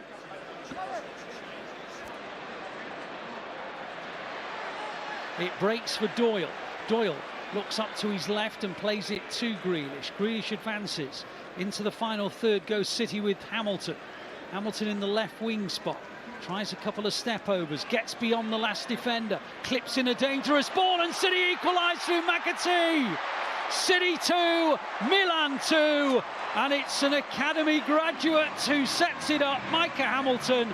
And I suppose just about an academy graduate, but he's now played a lot of senior games for Sheffield United. McAtee who scores. Yeah, it was all about the wide play, being positive, driving. He does ever so well just to dig it out, back post, and just watch McAtee centrally. Movement was excellent, what a wonderful delivery. And just as they did against Celtic on Tuesday night, the Blues have responded early in the second half, and they pull themselves level. As Rico Lewis comes forward for City, finds Josh Wilson-Esbrand, who has a go. He was leaning back as he did, and it flew over the crossbar, but he was in a good position, Josh Wilson-Esbrand. It was always rising over the bar. Edison now just setting up the attack, going short. Looking for something to open. I feel like it's worth the risk, but we can't do that. Oh, Phillips has lost it. A chance now for Nasty to make it 3-2, but good positioning behind him from Jacob Wright to get it away. City escape. Just getting a little look now. Calvin Phillips turns, gets into a little bit of trouble. Slightly fortunate, good recovery. AC Milan have got the ball in central midfield. Now they've given it back to Kalulu. Wide it goes to Calabria. Calabria into Salamakers in the right wing position. Ball across the area. Terrific finish. And AC Milan lead by 3-2. And it's Nasty who almost scored earlier, but he had a shot cleared off the line by Jacob Wright, who has given Milan the lead once again. It's a clinical pass into spaces, forward runs. As he approaches this, Nasty just takes the ball on the edge of the area. It's a great finish, whether he's going to go near post, he diverts it far. Well, it was just over 10 minutes to go as Wilson-Esbrand goes down the left-hand side. Pulisic has come with him. Back it goes to Hamilton. Hamilton in the left wing position. Back to Phillips. Phillips helps it on. Vardiol midway inside the Milan half. Wright still in that central area, and Doyle and Lewis, and back to Doyle. Breaks for Katongo in the right wing position, but only just inside the Milan half. Gvardiol finds Wright. Wright steps forward in the middle third. Wide it goes into Fatah. Fatah down the right hand side. Can he find a way into the box? Well, he plays it backwards into the possession of Wright. Wright clips it forward. Phillips, can he finish? Oh, he took it down. Lewis, oh, he tried to side-foot it as well. AC Milan get it away. Phillips almost with a wonder goal.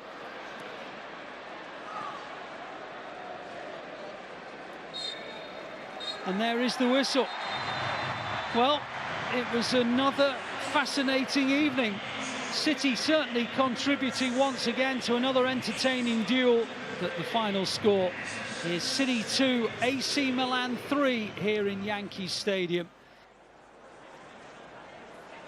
Yeah, the highlights of Saturday's game at the Yankees Stadium between City and AC Milan. If you were hoping to see live action from Orlando, we will bring you that soon, but we've been delayed by a thunderstorm. The great news is that the weather is clearing up, and as you can see, the fans are starting to be allowed back into the ground again. So we are expecting the game to kick off. We haven't officially been told when, but the fact that they're allowed fans back into the ground again does mean that a game is imminent. Alongside me, Shaun, go to just a quick reflection on that AC Milan game. What's your main takeaway from that one? Yes, looking at some of the highlights there, when I think back, being able to create chances, this is something that the City's always done and always will continue to do. Pep will be pleased with that. I think he'll also look and reflect and think we're not wanting to concede the 2 and 3 goals in game. So yes, it's pre-season, but I think it's about even as early as pre-season trying to get the solidity right so that we're not conceding 3 and 4 goals in game. So and part of that is them adjusting to the information that Pep is asking them to do, and having that consistency, but a lot of good things to take away, certainly. Thanks, Shaun. So we're just hoping to get an official announcement as to when this game will actually kick off. But while we're waiting for the official verdict from those who, of course, are thinking of health and safety and so on, we'll just reflect on the game that's kicked off the US tour, which was a week ago in North Carolina. City took on Celtic. The silverware is very proudly on display. The Premier League trophy, of course, won for the 4th time in a row. And Celtic, of course, with their Scottish Premiership crown as well.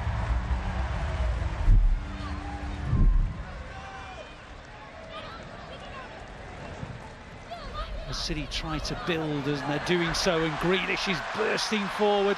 Haaland in a bit of space, goes the other way into O'Reilly. O'Reilly, lovely little check back, and the finish has gone wide. It looks like it's gone into the net because it's ended in the back of it, but it actually went wide of the net. Oh, Schmeichel, shrewd signing, I think, for Celtic. He's a regular wherever he's been, and of course was under Brendan Rodgers at Leicester City. Now Celtic have found themselves a bit of space, and they're going to take on Ortega, and they're going to score as well. A ball into the gap, and suddenly City were opened up. And the reality is that when you've got players like O'Reilly, like Kuhn, they can combine, and Kuhn it is who's given Celtic the lead. Kumbete played 24 games last season for Den Bosch.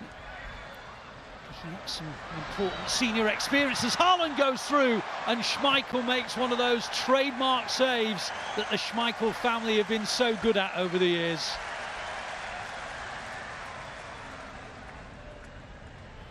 Tackle though by Bob, and he brings in Haaland, and Haaland brings in Grealish, and real promise in this move for City. On it goes to Haaland, little dink, and Schmeichel makes yet another trademark save. Twice now he's denied Haaland from similar positions.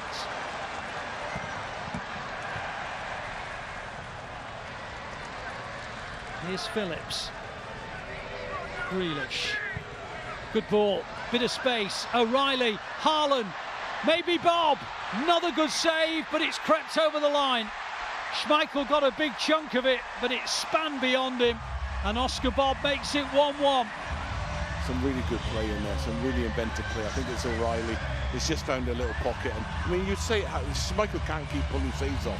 I mean, he's pulled off 3 or 4 really, really good saves to keep it at 1-0, but appreciation of where Bob is from Haaland. You know, I'd like to see whether he actually knew he was there.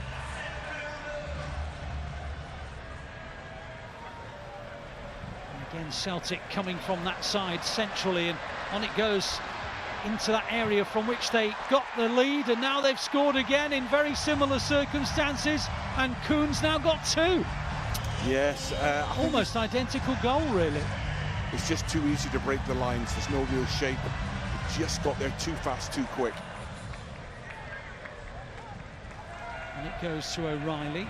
Ralston wins it for Celtic. Haaland wins it back though and darts into the area. And the referee says that is a goal kick. I think he's got it right as well, the referee. And Ralston done really well. He did. Nice touch from Kyogo. O'Reilly. And now Kuhn. Ball into Kyogo was delightful. Kyogo round Ortega and Celtic have a third. Umbete asks for an offside flag. It's not coming. And Celtic have got a 2-goal advantage as we reach half-time. That's a really, really good run. And I think the ball matches the run. But again, you know, I said it's just too easy.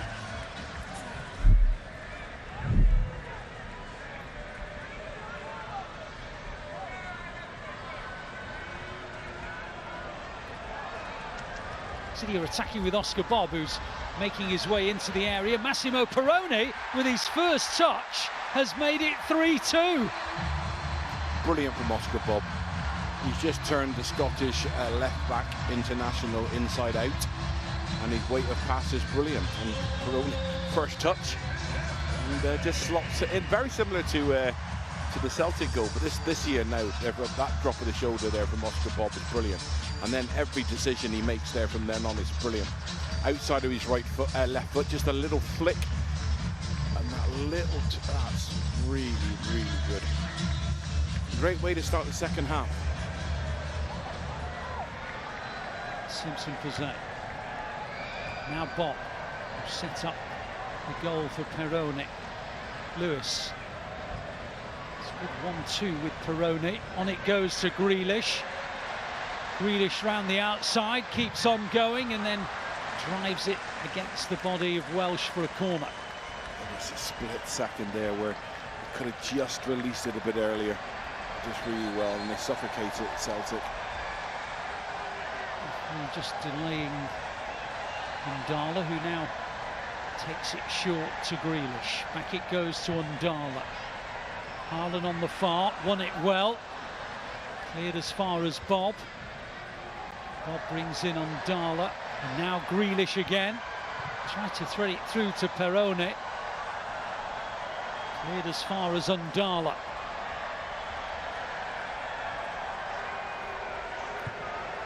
Bob's delivery, Haaland, 3-3.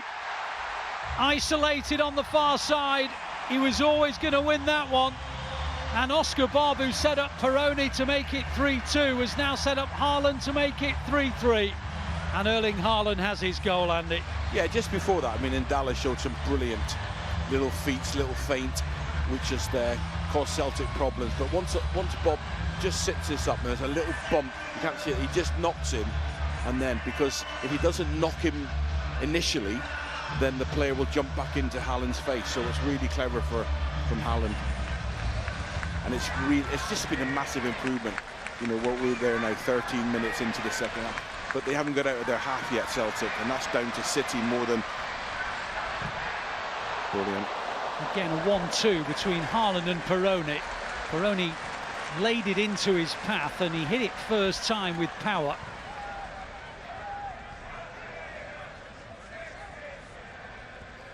Still a quarter of the game to go. City 3, Celtic 3.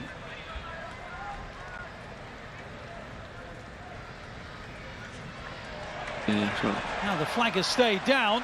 City think there should be an offside flag, and there's a tap in, and it's 4-3 Celtic.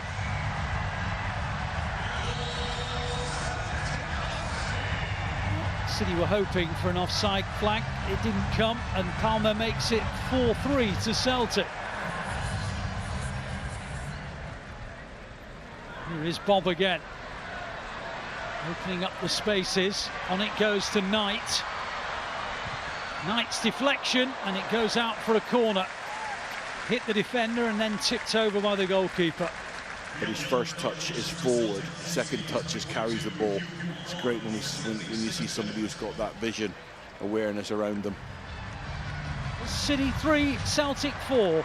It was also a really good workout at the start of the USA Tour.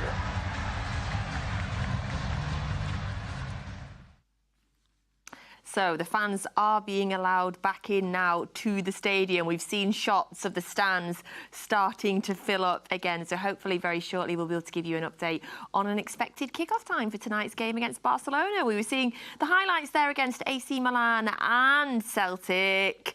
Obviously, we mentioned before, we got beat in both the games, but I keep saying to anyone that hasn't stayed up to watch them that there's nothing to panic about, there's nothing to worry about, because we can take loads of positives from the games. If you were taking a key positive from those two games, Nedum, what would it be? Good health. Good health! Good health, scoring goals, you know what I mean, getting minutes on the board and just building towards the season. I think, in my mind, like I was saying this to Izzy off air, I'll hold my hands up. There was once pre-season when I wasn't at City, obviously, I was at QPR, and we won every game in pre-season. Then the season started, we didn't win in 3 months. So just for clarity, like, not every pre-season game matters like that. And I think if you ask most fans as well what their favourite games were from last season, they probably wouldn't even be able to say who they played last pre-season because it's such a long time ago. Yeah. And you know the business starts, especially for City, is Community Shield. It's the first games of the season. But more importantly, it's the end of the season. So I think for these guys, just being in good health, having players available, just doing the stuff that you need to do, the manager working on individual things. Like Guardiola's done so many pre-seasons as a coach and even more as a player. He understands what they stand for, and they don't want to be losing games, no. But as he walks off the field, I'm sure he'll be giving a message to the players that goes beyond whatever the result will be, because it's just a case of, well, as Izzy said at the start of the show, you know, physically they'll be going through a lot now, and now they're playing games every 3 days as well. So them getting through it, I think, is the biggest success in my mind. We will bring you an update as soon as we can about the kickoff time, but you might have noticed the addition of mugs to the table. They are full of black coffee. We will be here regardless of what time this game starts. And oh gosh, Paul's back as well. Thank you so much for staying with us. What time is it where you are? I'm in Barcelona right now. We've been, I'm going to tell you something. We've been at 40 degrees today here in Barcelona. So yeah, just to let you know how enjoyable this is. But yeah, I mean, it's 1:22 now. It should be a bit more chilly now. Yeah, we're gonna take some comfort in that. And like in any case, you are helping me out just to stay awake for this game, because I have to stay awake and just watch it. So yeah, brilliant. We are making ourselves a favour here. Paul, late 20 degrees in Manchester over the last couple of days. It's been so sometimes you know, in warm climates like Manchester, we do get a tropical storm now and again. Yeah. So we're waiting for that. It's normal. Sure that you can stand it, right? Yeah, it's just normal. Nedum's got his umbrella in his boot of the car. Always. Just in case. Stay ready. Liquid sunshine. It can hit you whenever. Yeah, Manchester and its liquid sunshine. Oh, yeah. Indeed. It's great. Paul, while we've got you, we'd like to pick your brain a little bit more on Barcelona, but I was thinking it would be nice if we could switch it up and talk about the women for a minute, because obviously we've got Izzy in the studio with us, and there is plenty of female connections between City and Barcelona. Instantly, of course, Ellie Roebuck. So Ellie Roebuck has signed from City to Barcelona this summer. You must be really happy with that signing. Yeah, we are. Barcelona lost Sandra Paños, who was possibly the best goalkeeper that they've ever had over the last decade. She basically, she retired from football, and Barcelona were looking for a goalkeeper to compete with Catacol, and I think that it fit to Barcelona and to Ellie Roebuck, who I think that she was ready for a new challenge. It was a solution for both sides, I think, from the players coming from Barcelona, and now she's going to face a huge competition as well with Catacol, who is the starter goalkeeper for the Spanish national team as well, who are in the Olympics at the minute, one of the main candidates to go all the way and win it. But yeah, an exciting team. I mean, to watch this Barcelona side, I don't know. I'm sure that Izzy has followed Barcelona quite a lot. Mm-hmm. But if you have ever had the chance to watch this Barcelona side, it's just a joy to see how well they play football. Yeah, they're not bad, are they? They're not bad. They know how to kick a ball. Talking about, I mean, watching Spain in the Olympics so far, the large contingent of Barcelona players in that side. I mean, the football they played already in this Olympics has been exceptional. They have to be contenders for the gold medal.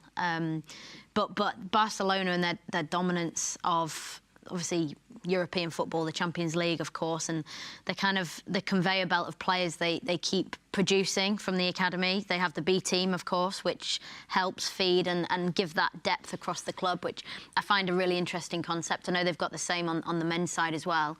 But the players that they've got, the Putellas, the Onuoha, I think is a fantastic player. I mean, I think she would suit a Manchester City shirt pretty well. I know she's played on the red side of Manchester, but she is what I see as a Manchester City fullback. You know, the aggressive, the forward-thinking, technically gifted. She's a warrior in defence, and she's been a great player to watch progress this season in particular. I think that at some point, if I can be honest with you, I think that she was closely monitored by Man City at some point of her career. But yeah, no, it's just plenty of players in there. I just don't want to miss out about that Spanish team as well. She is not playing for Barcelona. She used to play for Barcelona like back in the years. But Laia Aleixandri playing for Spain as well. She is starting on these Olympics as well. She's playing outstanding. She's like, I mean, when you see her, you just don't have your head around the fact that she's like 23 or 22. She's so young and she plays like a veteran. She's the amount of talent that the Spanish football is able just to create with the culture of football that they have is just amazing. And as you were saying, like going back to Barcelona, the fact of that they have a B team. They competed in the second division of Spanish football. Barcelona is making like a huge investment to make sure that they can add up with the huge talent that they have, like the biggest prospects are all around Europe, just to let them learn about the culture, about how they play. It's just a sensible investment and something that ensures at the same time like the future of the club, because Putellas, Aitana Bonmatí, Patrick Guijarro, those are players who are amazing, but they are not going to last forever. But if you keep like feeding an academy in the way that they are doing, I'm sure that Barcelona is going to have a great future in women's football, as well as a fantastic present that they have. I think Laia Aleixandri is a really interesting player, because I think there's a lot of similarities to her to Guardiola on the men's side, who is a player who can play both centre-back, full-back. He's get used in different areas, and I knowing Laia quite well, I know she wants to nail the centre-back position. And I think she would prefer to be that main centre-back alongside Alex Greenwood for Manchester City, which I'm sure she will do. But because of her technical ability, she's, as a coach, she's a coach's luxury, really, because she's tactically able to adapt and play this sort of inside full-back role when needed. So she's a very interesting player with a lot of similarities to the men's side. Yeah, and just the way that she reads the game, she knows how to read the spaces when she has the ball, like the first pass. She's just so sharp with it. I think that, City did a fantastic signing with her. I know that Leila Wahabi also had a decent season last season. Yeah. Here at Man City. Plenty of talent in Spain, and a really amazing buzz like around this women's team in Barcelona. It's just like fantastic to witness, like the amount of fans that go to every game. Just whenever like a big game is ahead, everyone just wants to go to the stadium, because it's possibly like, unfortunately for Barcelona, this has been the team inside the club that has given more fun and more like happiness, has brought more happiness just to the fan base basically. And now the fan base is just paying them back by like being close, by following the team, and by making sure that women's football is like developing at the pace that they deserve to, because they are showing what they deserve on the pitch. And now off the pitch, I think that everyone in Barcelona is just showing that they are willing to do this effort as well. Love to hear that, Paul. I want to ask you just in a minute about Lucy Bronze and Kira Walsh as well, but we've got a weather update that everybody's going to want to know. So we're going to go over live to our weatherman in Orlando. It's FG. Yeah, I mean, hello everyone, welcome to the weather report live from Orlando. Kickoff should be in around 40 minutes. It's still raining a little bit. The lightning strikes are extremely scary, right? But we're okay. The stands are filling up, the vibes are good. Hopefully we'll be back to you soon. Everyone who's staying up in the UK, 1:20 at night, you are the real heroes, and everyone else around the world. So yeah, listen, we'll head back to the studio. We'll be back soon, hopefully. The legends are on the way. Things are looking good. I hope you've had your coffee, Natalie. minute, FG. I want more weather from you. I want to see, like, your hands up to the side, like, giving us a demonstration. How's the humidity? What's the estimated temperature? How many millimetres of rain have you had? Yeah. Right, based on what I can see, there's been about 3 millimetres of rain. The wind is low, and it's still raining a little bit, but there's no lightning. And that's all we care about. There is a game going to happen here in Orlando, but I guess I won't be a weatherman for much longer, because I'll probably get sacked in the morning. Knowing you, FG, you'll be on the BBC tomorrow fronting the main weather. You've got that Midas touch about you, haven't you? So you can owe me that one when you're like the main weatherman. Thank you so much. And much love, of course, to our guests as well, Nedum and Izzy. Hope you're all doing well. Sorry for keeping you awake. The legends are here, by the way. But you've got to have a look at Joleon's strip. Joleon's strip is incredible today. Go on, bring him in. We'd like to see Joleon's strip. Come on. Can we? Come on, Joleon. Can we just have a word? Wow. Joleon, sorry, we're live on City TV. Please do not swear.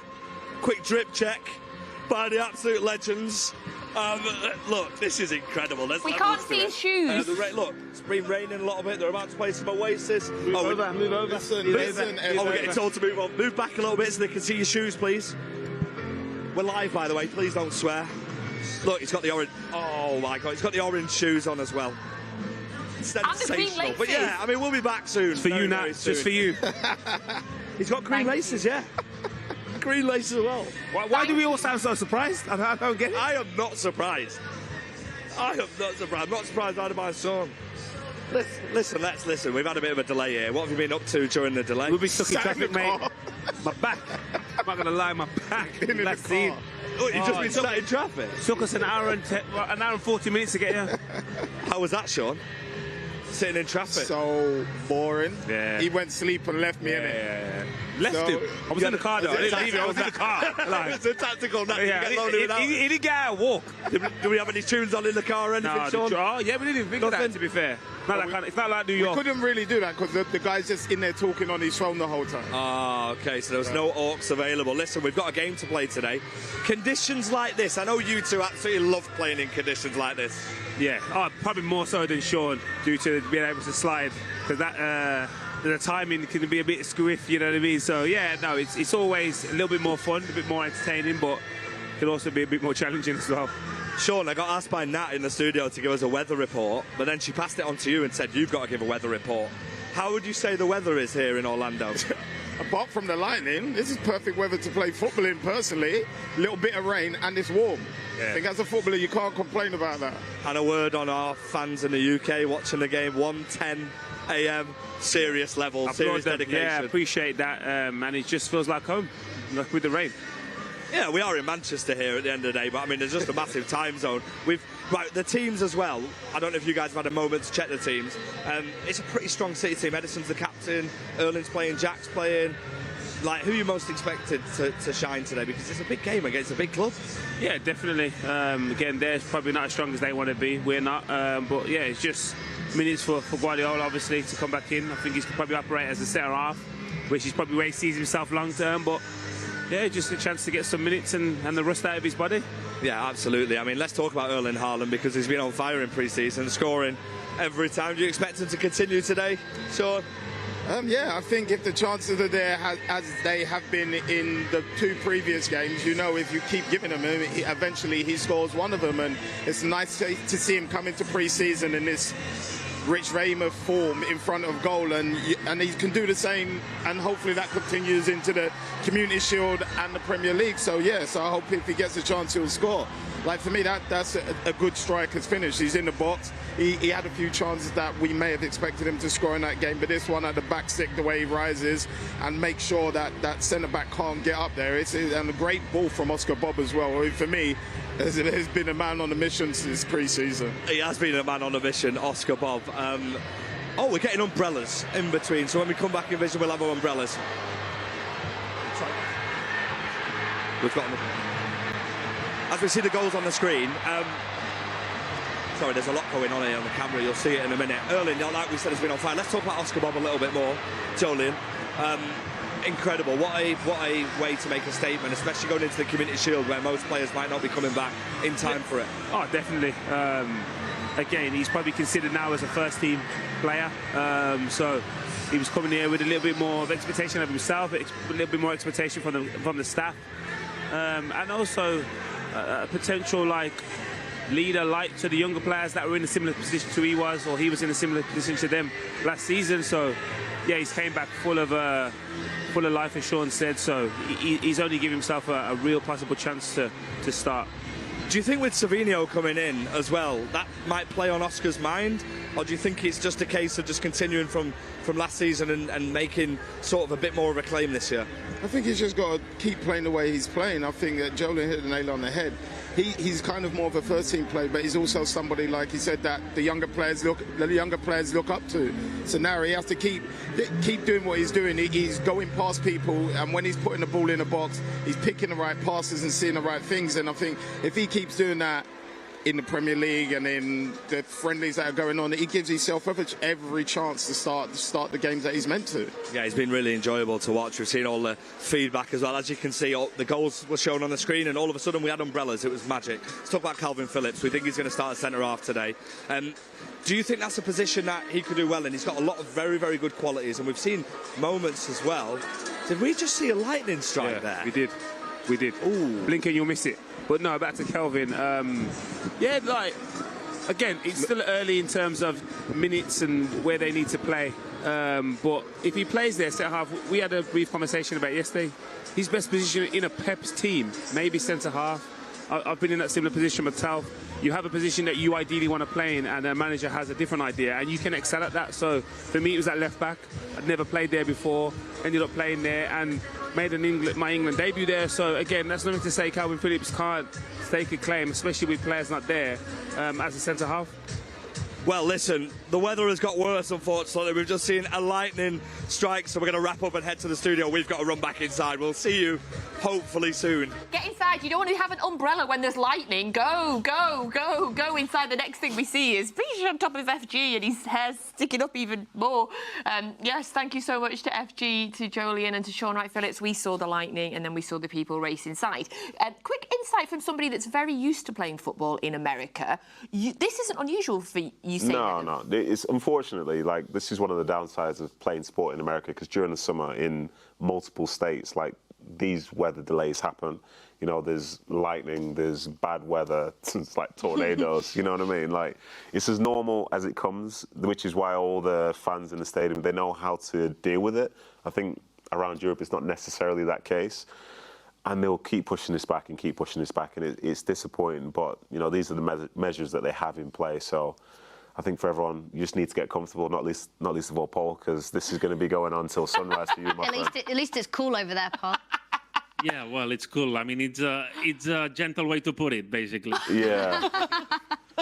It's unbearable, in other words. Yeah. No, it's fine. I think now that you were saying this, Nedum, I think it's what happened basically in Lionel Messi's unveiling at Inter Miami. It just happened the same thing. There was like a lightning storm, because I can remember I had to work in that day, and it was a nightmare to cover. Yeah. And I was impressed by how everyone in the stadium were just handling it just as a natural thing, and they all knew that they had to head back to inside in the stadium, and it was just a natural thing to do. Well, I'm just telling you, the difference here between the American fans and the Mancunian fans is if the stadium was filled with Mancunians, they would still be sat out there. They'd probably have their tops off. They'd probably be dancing in the rain and making the absolute best of it there. If you end up spotting any topless man in the crowd, I'm going to guess it's a Mancunian that's gone out there on holiday. Good. I mean, I missed the Mancunians, so I hope to see some of them. Oh, Paul, I know we liked you, and then you're saying you missed the Mancunians, yes. Yeah, I do. I think it's... Sorry, I think it's 2 years since I left, but I've come back three times a year. I still have friends in here, and I love to be here just to enjoy it. I think it's a really underrated city, Manchester, if I'm honest. It might not be the most touristical city in the world, but it's a great city to live in. The vibe is amazing. I think you can really control the city. You can get to know the city, and that's a big bonus from my side as well. And then if you like football and music, go for it. Oh, yes. We're our Manchester we tourism. Love him. Yes, thank you. Yes, we appreciate that. If you want to send your recommendation to the Manchester City Council to hire me for any promotion or any campaign, feel free to do it. Absolutely, we've got lots of pull here at Matchday Live. Let's go back to the women's team, because I mentioned obviously Keira Walsh and Lucy Bronze, players that Izzy will know very well as well. Yeah. If we do Lucy Bronze first, obviously was a City player, was a Barcelona player, has just gone to Chelsea, which broke my heart, Izzy. I was fuming when I heard about it. What kind of was the feeling there? What happened there from your sort of perspective, Paul? It's been a tough loss. It's been a tough loss for Barcelona. She was an instrumental part. She started at the Champions League final. She played basically every game in the league, because she's like an undestroyable machine to play football. But yeah, it was a bit of like making the balance. Barcelona could not afford everyone. They had to extend some contracts this season. They are expected to extend more contracts in the coming seasons of players who are running out of their current deals. So it was a bit of like making balances. I think that initially Lucy Bronze was open to stay, but at some point, knowing the situation, a return to the UK wasn't a bad option for her either. So basically they found like a good solution for everyone. And she left for Chelsea, unfortunately for us, because, we enjoyed her a lot here at City as well. Good solution for everyone except us. I feel fuming, Izzy. How do you feel about it? I don't know. I think there's a little bit of, what's the word, leave the party when it's at its best type of situation with Barcelona, maybe. And also, some people might not know this, but there is a connection with Lucy and the new Chelsea manager. So I played with Lucy at City. We had our best years at City, Man City, and then went to Lyon, and Sonia Bonpastor was the academy manager at Lyon, and her assistant coach, Camille Abeli, was a former player who was an assistant coach at Lyon. So I think Lucy Bronze gets on really well with them, and I think Lucy will be used in that Chelsea side as a sort of not like a player liaison, on-pitch player liaison, not as in like pastoral role. I mean like she'll help the new managers settle in the league in England, and she'll enjoy that role knowing Lucy. Proper pundit, told you. Proper pundit. Proper pundit. That's the insight that you don't get from anyone else. Loving that, Izzy. Good news as well, Paul. I don't know if you can see good news. Their players are warming up. They are out on the pitch in Orlando, and they are warming up. So this is great news for us all. Paul, I wanted to also ask you about Keira Walsh, obviously made in Manchester, that girl. She's done all right for you. Rochdale. Yeah. No. I mean, she's been a blessing for Barcelona, especially like given the tough times, because Alexia Putellas got injured ahead of the Euros that, as you might know, England won. Barcelona needed a replacement in there. They identified Keira Walsh as possibly the best profile that they could get. And unfortunately for Man City, Barcelona knocked at the doors of Man City, and they took Keira Walsh on their way back to Barcelona. But yeah, everyone loves her. I think that she has allowed this midfield not to drop a single bit, which is not an easy mission, I'm going to tell you. Because the competitiveness that she had in there was like massive. And now that Alexia Putellas has been back, she's still like being a starter. She was a starter in the Champions League final, in most of the league games. So yeah, she's been a really instrumental asset to this Barcelona side. And hopefully she will be in the near future for sure. Paul, are there any murmurs in Barcelona? Because there has been links, hasn't there, with Keira Walsh coming back over to the WSL. Have you got any sort of update on that or anything? Yeah, so basically the situation, when you speak to Barcelona about this, they tell you that Keira Walsh is still under contract at Barcelona, and if that any English club wants her, they have to sit down with Barcelona and negotiate like a fee, basically, because otherwise Barcelona are more than happy to keep her. So that's basically like a gentle way to put it, but I think that we all can see what's the situation in there. Yeah. Who is she being linked with, is it? Well, a team in London. No! Yeah. No! Well, they want her. Is it Palace? They want her, but why wouldn't you want Keira Walsh? But as you say, Paul, it's clearly, it's the normal thing in football when a player's under contract and they're a massive asset to a football club. Like, you have to sit and negotiate, don't you? So, but I think there were murmurs at the start of the summer, post-season, about her coming back to England, or maybe wanting to, or clubs wanting her. But like you say, I think that it's probably just little murmurs online, and maybe there's nothing in it. But I agree with what you've said. To fend off the competition for Barcelona and to keep herself in that midfield says a lot about her as a player. Yeah, and I think that most people in Barcelona, they don't want to see her gone because they have already lost Mariona Caldentey, who was like a massive asset for the team. She has signed for Arsenal as well, so you don't want Kira Walsh to leave that midfield. No.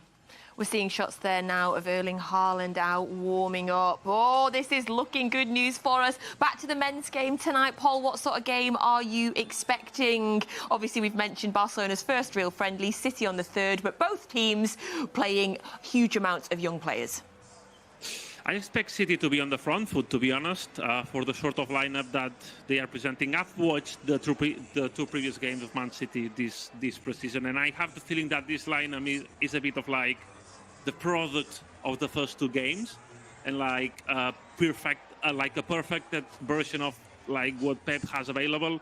I think, that the amount of games that City has played is going to play in their favor, because Barcelona, as we discussed, they've only played like behind closed doors, a scrimmage against a 4th division side back in Spain. And I'm quite excited, to be honest, to see like this team. I've been really impressed by Oscar Bob.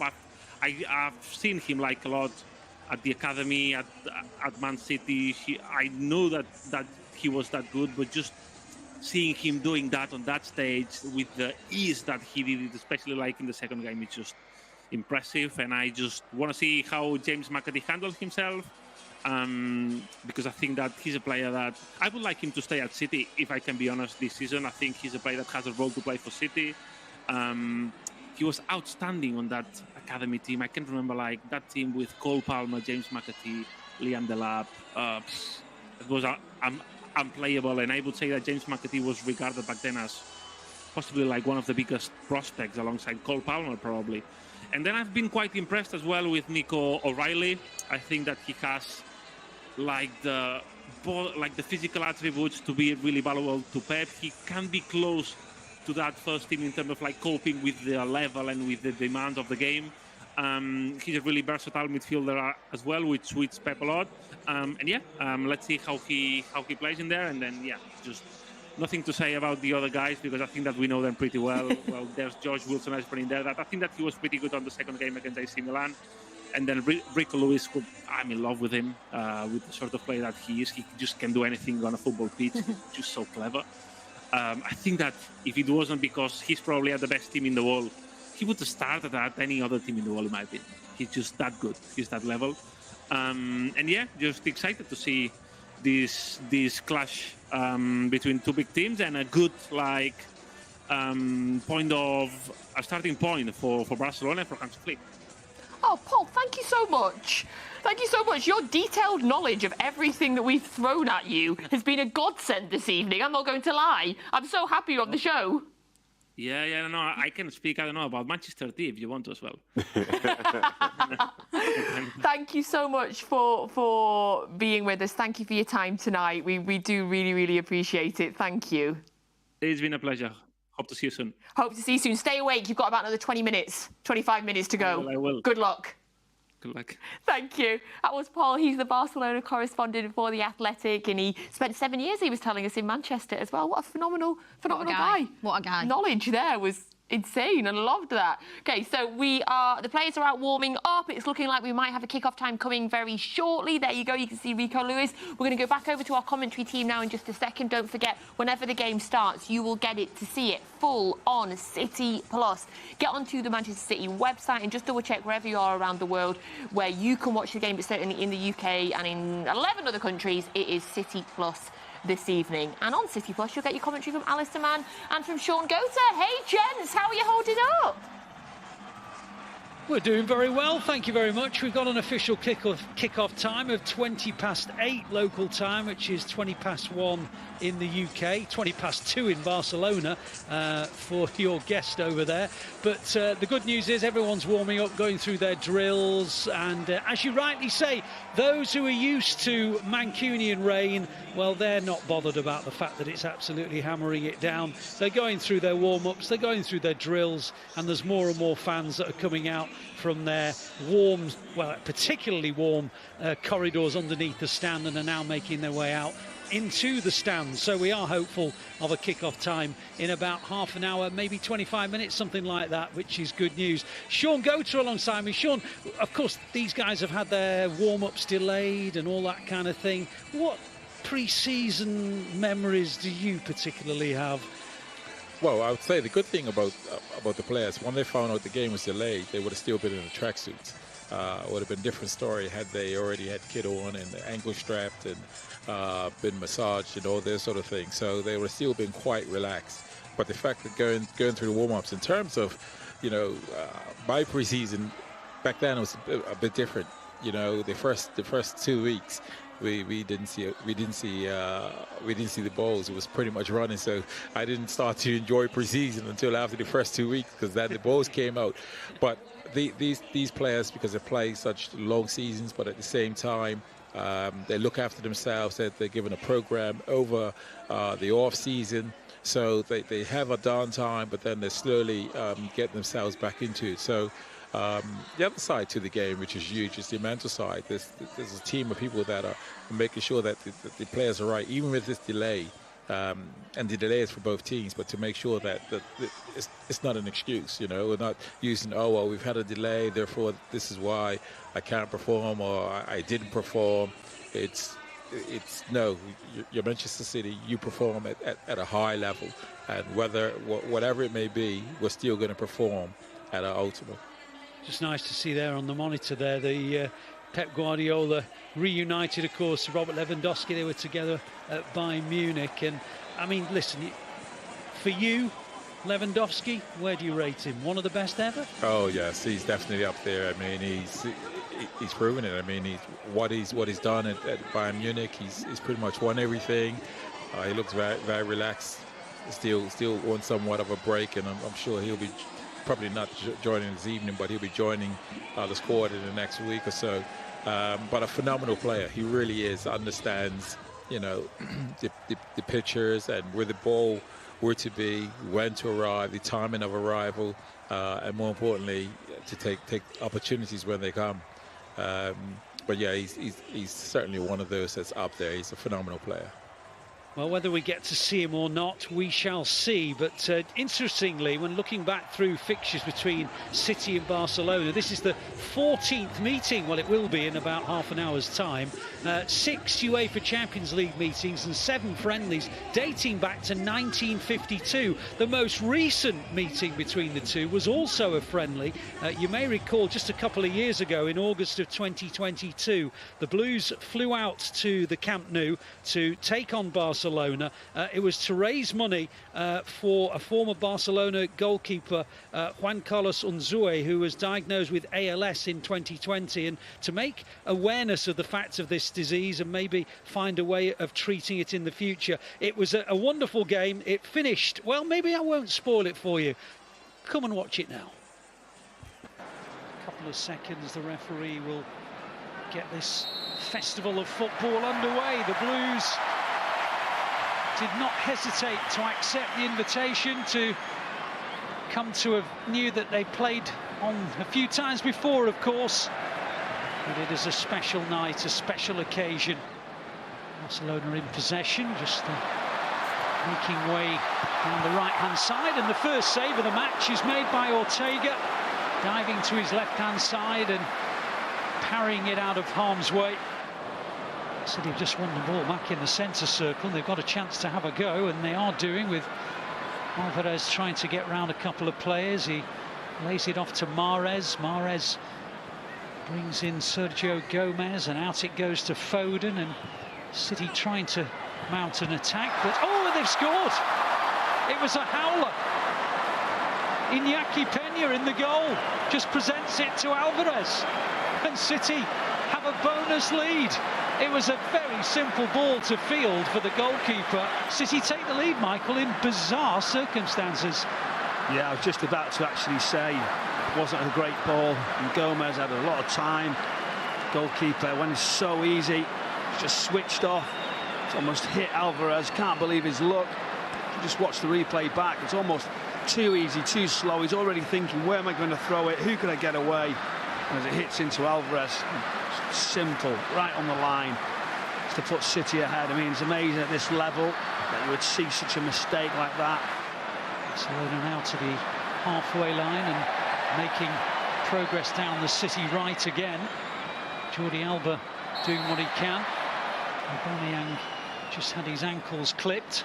Bernardo Silva smiles, apologises. The two exchange pleasantries, and at the end of that, Barcelona will have a free kick. Too far out for a shot. Rafinha hovering over the ball. Floats it in, and City get it away. And then, oh, it's an equaliser on the near post from Aubameyang. It was helped into the air, and Aubameyang hit the volley low and firm. But I suspect Ortega may feel that he should have saved it. He didn't, and Barcelona are level. Just seen the rerun, just that little nudge. Busquets near Palmer. The goalkeeper, it's his position, that front post. As Aubameyang just tries to slice the ball back across. He can't let the ball through there at the near post. Again, two mistakes from both goalkeepers. Looks to me as though Ortega is trying to anticipate that the volley's going to go across him to the far side, so he starts to move his weight ever so slightly to the right, and Aubameyang hits it to the left, and in the end he has to sort of lunge a left boot at it, and because of that it just opened up that near post a little bit more. Here is Wilson Esbrand making terrific strides forward into visiting territory, gets all the way to the edge of the box actually before Piqué gets in the way of him. And now City are in with a chance to make it two, and it nearly was two, and it still could be.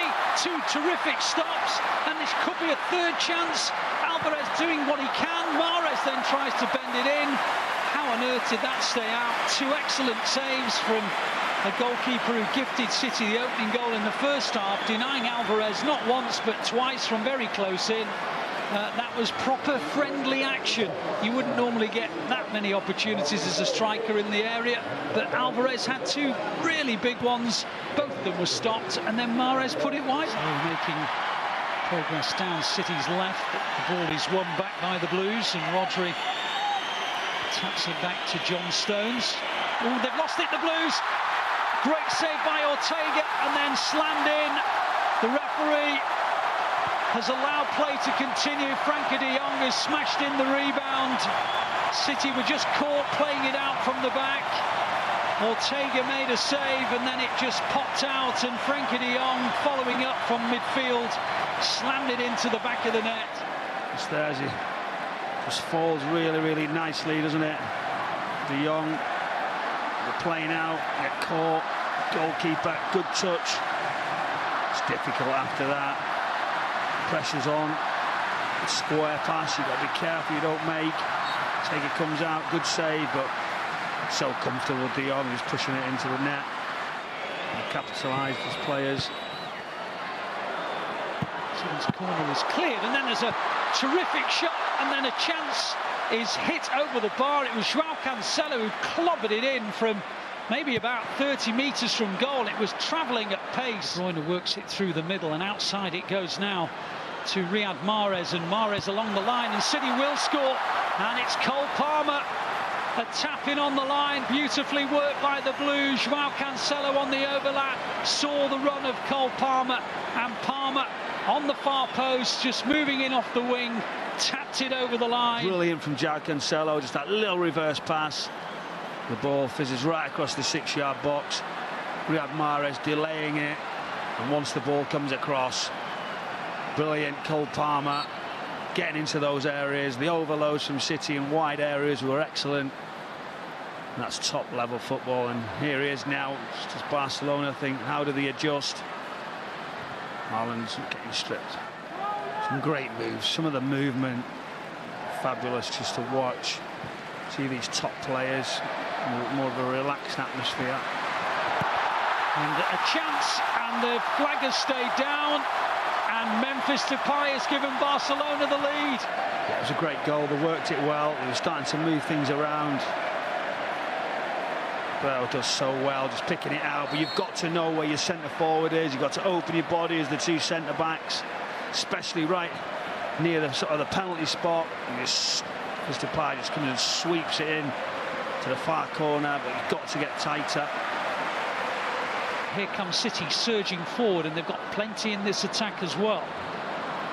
Oscar Bob is a wide left-hand player, but he's not going to get to that. Oh, and Haaland loses his footing just at the moment he was thinking about shooting. And the referee has pointed for a penalty, I think. Well, it's a strange situation. He's just got caught. Christiansen just ran across him. Amazing, really. Same as that contact there, his foot's right out.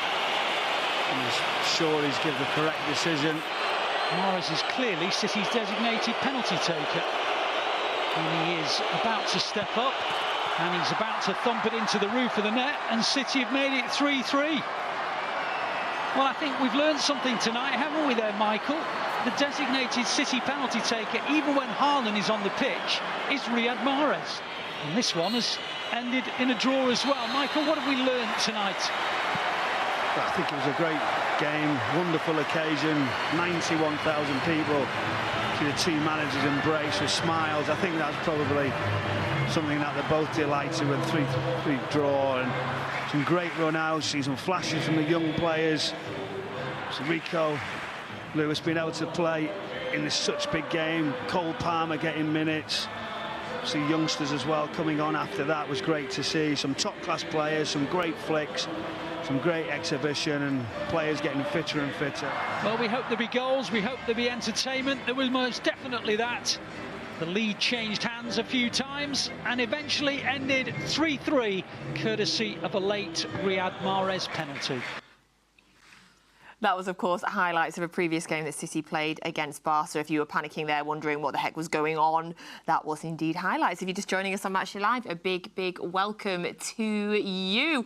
There is a severe delay for tonight's game against Barcelona. We're expecting kickoff within the next 20 minutes or so. But we've had a lovely surprise on tonight's show, and we've discovered that not only can FG badly play football on his computer and also present, he now is a weatherman, and public demand has asked us to put the weatherman back on to give us a further update. So, weatherman FG, what have you got for us? Hello everybody, welcome back to the weather report from Orlando. Unfortunately, this is hopefully going to be my last hurrah as a weatherman, but as you can see behind us, the players are warming up, so we're getting somewhere, which is good. 1:20 UK time, we expect the game to kick off. You can see the likes of our starting 11, Rico Lewis, Erling Haaland, James McAtee, Oscar Vardiol. The atmosphere in this stadium, by the way, is sensational. There's so many City fans behind the camera now. It is so nice to see. I hope you're all hanging in there. Natalie, Nedum, Izzy, how are you feeling? Well, I'm not going to lie to you, FG. It's quite tough, isn't it? This is a tough gig for us here. But we're holding strong. How are you over there in the nice weather and everything? Yeah, I'm enjoying the rain. It's like I'm in Manchester. Of course, it would be nice if I was chilling with you guys as well. But yeah, it's all right. I mean, it is raining a lot, but I mean, that's what we like. It's perfect for football, like Joleon and Shaun said. So hopefully we're not too far away. The players are going in now from the warm-up, which usually means the game's on its way. FG, we've had no rain here in days, by the way. Absolute glorious, beautiful sunshine here in Manchester all week long. How come every time I leave Manchester, it's sunny? And every time I'm there, it never is. But maybe it's me. Maybe I'm the problem. FG, talk to us about Joleon's drip as well, because we very much enjoyed that. What's the reaction been like as he's been walking around? Let me just make sure he's not here before I compliment him. That man is the drippiest man I've ever seen. Everything he's been wearing all throughout the tour has been sensational. I don't know how he pulls it off, but he does. There was a moment yesterday where even Pep complimented him on his strip. There's levels to it, and Joleon is them levels. Whoa, Pep. Oh, FG. Did you see that? No, FG. Oh, I hope not. Okay, FG, I'm worried about you. I don't know, it might have just been... Okay, put the microphone down. Want me to put the microphone down? And go inside. Going inside. Go on, that's it. Okay. Does anybody else feel like they're going slightly delirious at 1:05 in the morning now? I mean, we've said FG in there, but the American fans don't seem to have budged a little bit there, do they? So fingers crossed at that. I mean, look at that crowd, by the way. Can we just take a moment to appreciate how big that crowd is there in Orlando this evening? And I'm just seeing a massive majority of blue shirts. I mean, I know I'm biased sometimes, Nedum, but that's blue shirts, right? You say sometimes. Sometimes. Sometimes. No, I think it reminds me of last year when they were in Asia, wasn't it? I think it was similar there, and I think for lots of people who take an interest in the Premier League, you see the best team in the Premier League, and that is Man City. Some of the stars that they have, the football that they play, one of the most iconic managers in the history of the game as well. So I think for lots of these people, I've seen it myself over there, they've got a huge interest in football around the world. So when the world comes to them, these guys will do anything that they can to be there, because it's not something that they're guaranteed to see again. So credit to them, and the shirts are the right colour. And to see that when City are playing Barcelona, I think it says a lot about where City are right now. 60,000 capacity, that stadium, sold out for tonight's game.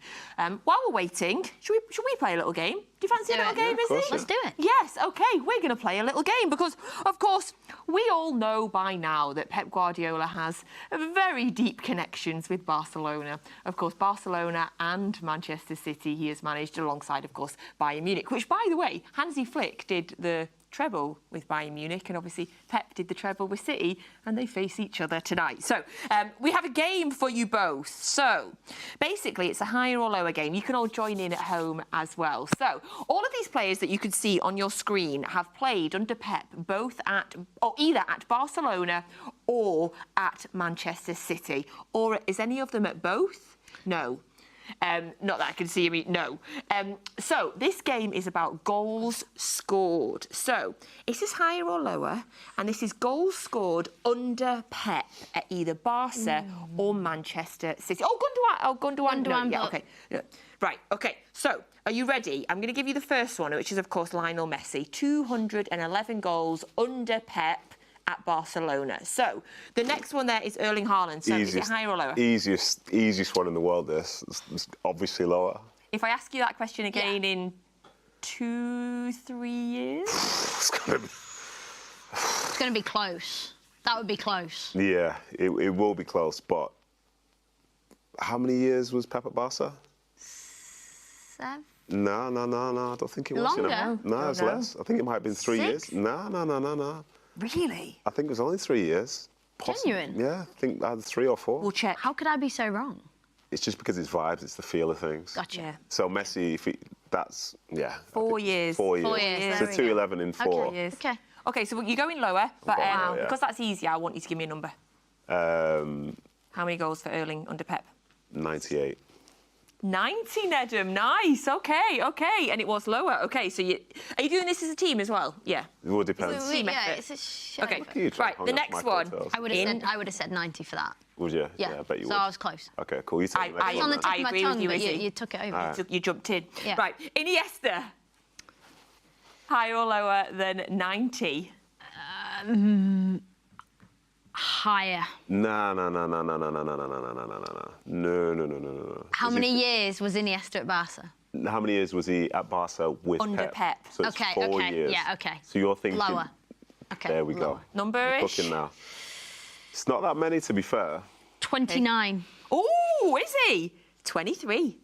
23. Okay, Iniesta, 23 goals. Just so we're clear, she said hi to start with, okay? Yep. All right, so don't give her too much credit. It's shared. Not to be that guy. You just needed to not to be that guy. reconfirm the boundaries with her. Not to be that guy, Yep. but yes. Okay. I brought you back. Wow. Okay. Wow. Right, Thierry Henry, higher or lower than 23? It's higher. Is he? How many years under Pep? Don't know. Not many. Don't know. Yeah. Maybe 1 season under Pep? I think it would be a couple. 2? So it has to be higher. Okay, higher, yeah. Higher. It is I higher. helped you there. It's 30, just higher. OK, this is a tight one, I think. Rodri. Higher or lower? I think he got 9 last season in the Premier League. 9? Yeah. That's impressive. They call him a 6. I don't know why. He's a wonder. He's a wonder. So higher or lower than Thierry Henry? It's lower. I'm going lower, yeah. Yeah, lower. Just from pure vibes. Like, How you many? can't score more than Henry. How many? I think it'll be close. I think it'll be more than Iniesta. OK. 19. 26. I just said more than Iniesta. Who's sitting literally on Look at Look at the way she undermined here. me. Look at the way she undermined You won't me. let me call you the king? You know what I mean? It's look like... at the way. Oh, well, some say it's early, but please carry on. Right, the next one up there is Pedro. Higher or lower? Yeah, Pedro for a spell was prolific, so I'm going to say higher. Izzy? What Nedum said. I'm going to say significantly higher as well. 58, it was higher. Listen, right, here we with go. all due respect, we're talking about, like, 2 of my favourite eras of football here. OK. So this is why I'm so locked in with it. This is why you're razor sharp. This is me and my sweet spot here. Razor sharp. Yes. I'm starting to wonder if I left this iPad lying around when I went to the toilet or something, Nedum. Barcelona, top 3 favourite teams of all time. Right, next Especially up, that era. Ilkay Gundogan. Higher or lower than 58? He's had the full 7 years, hasn't he? Yeah. See, these are things that He come scored a lot of goals as well. Yep. So if you did 7 years... I'd go higher. Yeah. Yeah. Higher. 60. Just Ooh, higher. close, But close. well done, you're in, Hey. you're in. There we go. See, we're There we working go. this out, There we you know go. what I'm saying? Now he wants to be on my team. You get an Yeah. extra...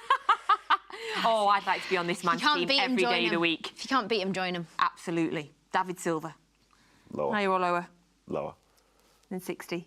Lower, yeah. Retired a good few years ago. Are you messing? Just think, how many years did David have Guardiola? Under Pep. Okay, excellent. See, this yeah. is the thing. I'm I have just to thinking always David revert back Silva to the City. question. Yeah. See? Lower. Yeah, you're keeping me straight. Yeah, definitely lower. It was lower. It was 34, and we've got 2 left for you. Can you get a full house here? Next up, you've got Cesc Fabregas. Yeah, lower. I'm thinking lower as well. Lower. Have they got it? Yes, they have. We're cooking. Right, Izzy, you've got we're Excellent. one left here. Here we go. We're cooking. One left for all of your pride. That is Jack Grealish. Has he scored more or less than 15? This is tough, right? 3 seasons. Season 1, found his feet. Season 2, flying. I can't remember how many goals he scored season 2. I don't think he's come close to double figures in any season. No, Last season, I think he was probably like 2 or 3. but combined over the 3. Are we going higher or lower than 15? Oh, mate, this is hard. I'm going to go higher. I'm rooting for you. thinking Okay, higher? I have a question, and it's a Okay. bit late for this. Is this just Premier League? Or is this under Pep? I think it's under Pep. Anything. Because All Erling, overall. yeah, is everything. Okay. I think we've got to go higher. OK, what do You you reckon? think? Yeah, You comfortable with higher? yeah. And what are you saying? Oh, I think lower, but if you want to go with higher. Wow, we've got to go with a goat here. We'll go lower with you, Nedum. Just because you want me to be wrong. So. No, I don't. I No, have no, more I've seen trust. this. I have more trust in Guys, you. I know there's been a massive delay, but there is still Should a have game. started So this half an hour earlier.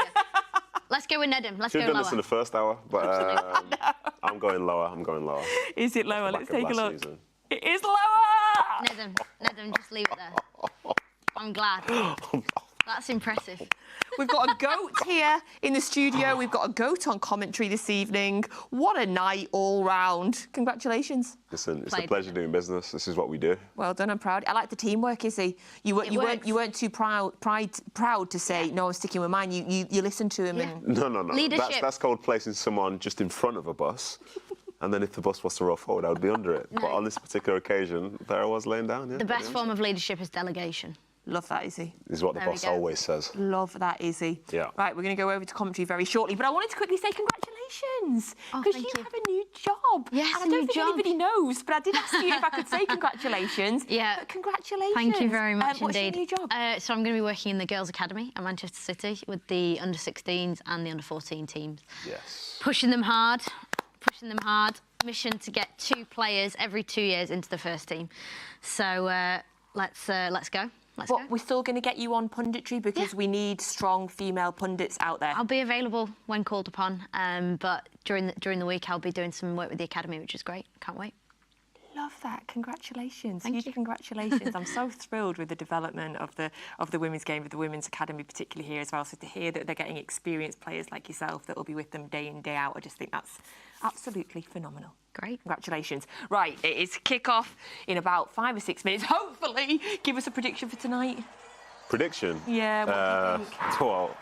Well, I wanted to say kick-off, but I'm not really too confident about Just that. for the game to start. Yeah, I'm going to say there'll be some entertainment for all those fans that decided to stay, so I'm going to go for another high score. I'll go 3-3. OK. I am going 4-3 City. 4-3 City. Yep. Love it. The players are coming out. There's Edison. He's leading the players out there. Thank you so much for sticking with us. If you watched the entire show, you are also a GOAT. We love you. Thank you very much for joining us. Huge numbers for Matchday Live tonight, wherever you're watching around the world. We very much appreciate your company. You can watch the game now on City Plus, depending where you are around the world, with full commentary from Alistair Mann and with Sean Gota. And after a few more coffees, we will be back at half-time and full-time. So enjoy the game, Blues. It better be damn good now after all this waiting.